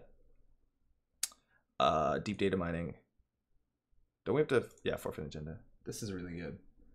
Geeky Coconut, how's it going? That's an ideology we can all get behind. More of an anarchist. Anarchy isn't about breaking laws. It can be. So if they use their counter here, like it's the one card in HQ. So the reconstruction contract in HQ, which is something we have to go trash. And we're gonna see a bunch of cards here. Trickle Light, okay, so they could be on Anson. Hortum, that's a card. Oaktown, fantastic. So we don't swap that. I don't see why we would. Ice Wall. We could have done for style. All right, so we need to trash this because it's one of the ways that they possibly win, and then next turn we can run C3. So I think we can double draw. No, we throw a card out. No, I think we could run HQ. We also could put this down. Oh, Gravedigger only works for installed cards, so we'll trash this. So it's kind of a waste. Again, we know that drawing gets Trickle Light into Hortum, so the Hortum they can put it here, and we're just going to continually, like I don't know if we'll forfeit our agendas for that, but I think we'll double draw and throw this one out. This actually now does Gravedigger. Throwing out the Trickle Lights makes it really hard for them to win. I think money actually matters in this matchup. Running Archives is also the thing that we could possibly do, but I don't think they would Audacity because we have Turntable. Yeah, we just want as many fan sites as we can. Or actually, we want to find more news teams. I think Contaminate's fine. If this fires, we probably don't need the Career Fair. This means Gravedigger, and we have the setup. We'll throw out the Career Fair. We have 2. We need more politicians with 8 legs. Or anarchist. I, for one, welcome our spider overlords. Benjamin Peacher, I adore that you can ShadowNet the news team. Yeah, the news team is like, wait, this is bad for us. No, it's pretty good. Yeah, M&A, we threw that out. To corporations, guns aren't scary because they only kill people. Cyberdecks, on the other hand, they steal information, which are way more valuable than people. So what did they draw? They drew the Trickle Light, they drew a Hortum, and they drew whatever was behind the Hortum. I think it was an IPO. And then there's another Trickle Light. That's actually a problem that we don't remember what those are. But the Hortum we can get through with a Gabali. It seems like a fine turn to get the credits, because we're going to be setting up with our Contaminate next turn, and then we just need to find the Hades Shard and friends. So let's draw. It's really good. If they score another hostile, they can still fast advance a 2-pointer. It's not impossible. With double Trickle Light, it's actually real scary. But as soon as they install Trickle Light, we can Hades Shard sometimes. So this is probably not good enough. It's unlikely that this will do something good. So I think we double install these, install this, and their turn fire it. Yeah, that seems good. So install this, install that. We'll install this, and on their turn, we'll fire that to install the hyperdriver to keep going. ShadowNetting in news team is like monetizing your own leaked sex tape. It's actually pretty true. It's kind of cool. All right, so they drew a card. That's the last card we know, I think. Now they're advancing the Ice Wall, so the Trickle Lights are on the table. And we have no way to destruct cards from HQ. They might have drawn the 1 agenda in hand. And we know there's 2 Trickle Lights and an IPO, I think.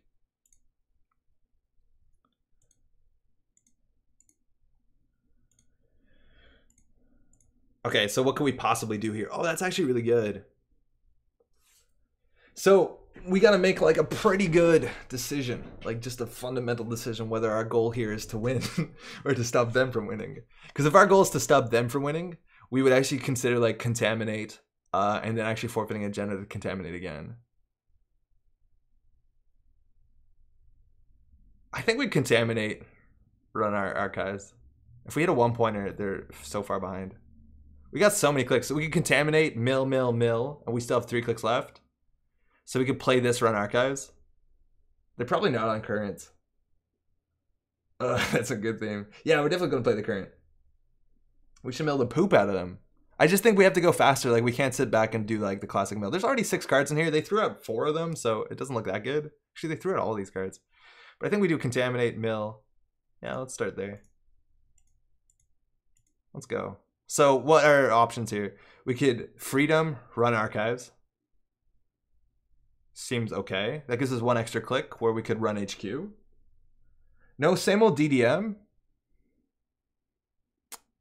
Oh, actually, yeah, milling 1 fewer cards was better. Milling 1 fewer cards, doing same old thing DDM through the playing. Yeah, that was definitely way better. That was way better. Man, we're not doing a good job of this one. This gives me good faith in this deck because the ceiling's still way up there. But yeah, we could have milled 1 fewer times, played the current. Same old thing, DDM, run archives. And that probably wins the game. So we goof that. So I think we just do that whole play, but without playing freedom.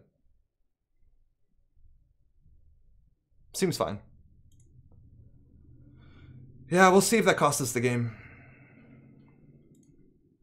There's a lot of pressure going on here. There's a lot of pressure. Contaminate mail to clear the R&D and then DDM later? I don't know. We want to see as many cards as we can. So it's always better to use a Kangamato just because of the way the Wayland Dice works. And we still have 5 cards here. Hard-hitting news, no surprise. That can be an issue. Audacity, that's scary. Dedication, no good. Bulwark, consulting visit. So in for a penny, in for a pound. They could cover us with hard-hitting news. So the DDM didn't work out, that's fine. So what's the chance we lose? It's very unlikely because they have no other 3/2s and they can't double trick a light. So I think running archives doesn't actually matter. I think we just click for credit. We know the next 5 cards are fine. We don't have to run archives. Let's click for credit so the hard-hitting news is harder to land. Yeah, we'll probably be fine. Dominic, how's it going? Gravedigger, yeah. This is our only program. Actually, besides Hyperdrivers. But like, I don't see how they win. There could be some reconstruction contract nonsense, but I think we saw in every card they draw, besides 1 or 2. So now they can double trick a light, so now the game is afoot. And I think we just have to like play the current, run archives, because we have no other options. We know the next 4 here. It's like play current, run archives, run HQ, run HQ. Beth gives us that sweet, sweet credit. We could forfeit an agenda to mill, but we know what the cards are milling. We know the next 4 cards. And they have it in hand probably if they're doing this, so we'll just run HQ twice. We probably actually should be running HQ first clicks.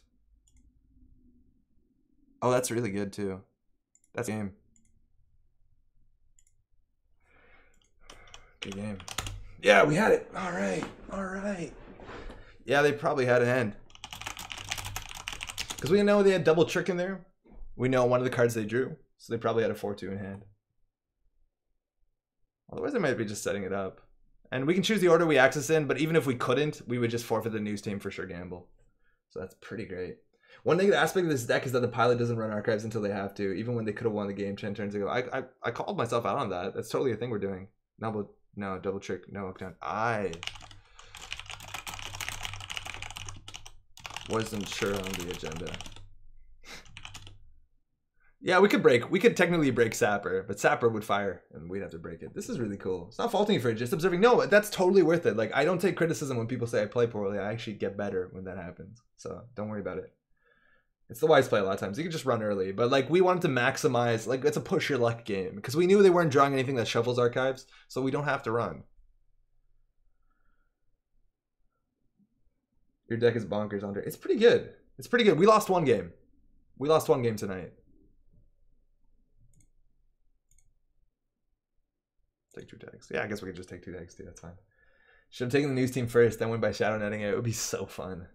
I don't get mad, I get good. No, that's really a good thing. It's like this. I love when this happens on the YouTube channels. People like will write comments, be like, "Hey, Andre, watching the VOD. This time you could have done that." And then I watch the VOD, which is great because not only am I watching it at a time where I'm not playing it, which is like a totally different headspace, but I was sitting back looking at like someone called a thing. I forget who did it exactly. It's like someone who constantly comments. Was it Cody? Maybe. Yeah, that was cool.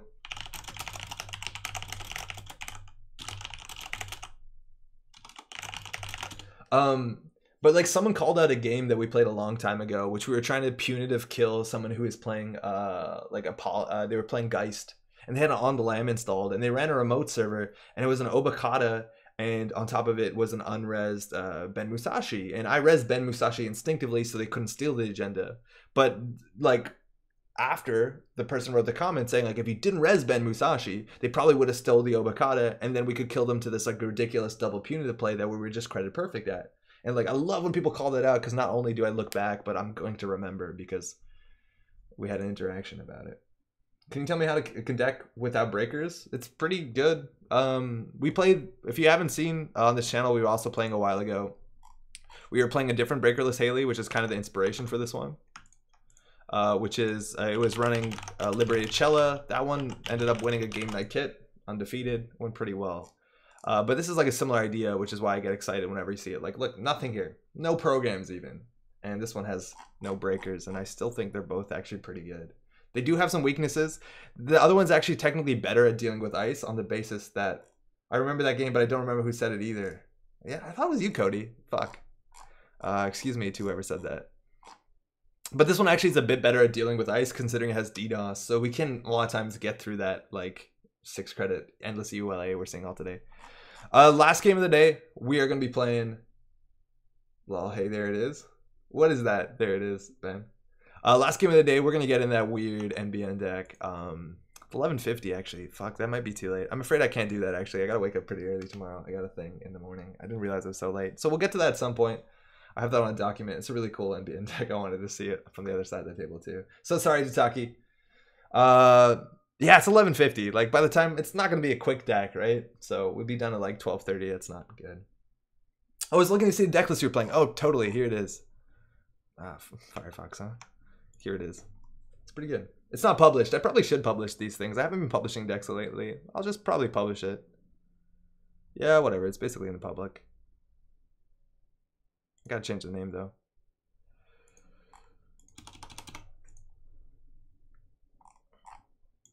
Play against IG? I promise to only say mean things about the other players this time. Yeah, okay, we'll publish this one. You can find it. Maybe write a description if we have time, but I think this deck is actually solid. One more influence somewhere would be cool. You can find that. You can find that now. Call it Plaguely. It's pretty good. Publish both? No, the other one's my secret M&A. The other one's the one that we'll bring to regionals or something like that. This one actually isn't 100% my idea. And if I wanted to publish it, I would actually write text. Because I believe this came from somebody named Romas or Ramos. I'm not sure which one. I'd have to look at the VODs to figure out who it was. And have to also give credit to Julien who worked on this. So it'll be a while before we publish this one. Yeah, I should push this on Twitter, Vicky. That's good. I will publish this on Twitter. We'll do that tomorrow. We'll do it. It's, I mean, you don't even have to screenshot it. Just watch one of the old VODs. We played this a bunch on the channel. That's pretty good. Older versions didn't have 3 interdiction. They had like 3 all-nighters. So play it based on the meta you have. If you have a lot of, what's it called, scarcity, which we only saw once today, you can actually maybe get rid of these. Possibly something like Hunting Grounds for 1 influence. Probably not even worth the card slot. Right? Like, Hunting Grounds works in so few of the matchups. It's really good against cards that we're bad against. So, like, things like Komainu if we hit it. But, I don't know. It's a secret Twitter. Yeah, we have a Twitter, by the way. Shout out, we have a Twitter. We're pretty bad at it just yet. You can add @MetropolGrid. Also, by the way, I don't know. He didn't tell me to say this, but Patrick Sklar has a Twitter. If you want to actually contact Patrick directly, you can. It's a public Twitter. I don't think I'm like revealing a secret about Pat. Yeah, he has a Twitter. You can hit up P Scar. I don't know what it is though. Yeah, I don't think there's not much else we need. Anyways, thanks so much to all the people we played games against. Apparently that's not right. Thanks so much for the games. If you're just tuning in, you're watching on the VOD, say hi. I really appreciate it. Yeah, you want to hit Patrick, it's at Patrick Sklar too. He's on your Twitter followers list. Okay, so that's public. I also don't know whether I'm meant to be following everyone who follows me. I think that you're meant to do that, so I got to catch up on this, but it's been cool. It's been cool to see everyone talking about all this stuff. That's it. This weekend on Saturday, we have a game night kit here in Montreal at BD Cosmos in Laval. Come drop by. It's the kit that runs CTM and Kakugo, which is a pretty good kit. Get those Jinteki counters. That's largely it for me. Again, thanks for everyone dropping by. Really appreciate it. Just want to let you know my Thursday nights are an absolute blast. I always look forward to it so much, and I'm really excited that y'all take the time to drop by and have fun as well. That's it. Good games. Take care of yourself. Hopefully see you next week. And we'll have, the unboxing for the runner side of Whispers and Alibali is out. I'd love always to hear your comments on what cards you like and that. I've been responding to those. And we'll have the corp side up by the end of the weekend. New data pack next week. Enjoy. Happy Milk Train. Hey, thanks so much for dropping by. Maui, Hydroponus, Tobal, Remy, Poglas, Cheshire, and Cody. David, sorry, stream's over tonight. It's midnight. That's when the magic wears off. Hey, Benjamin, also good luck with your 21 data packs. Let me know how that goes.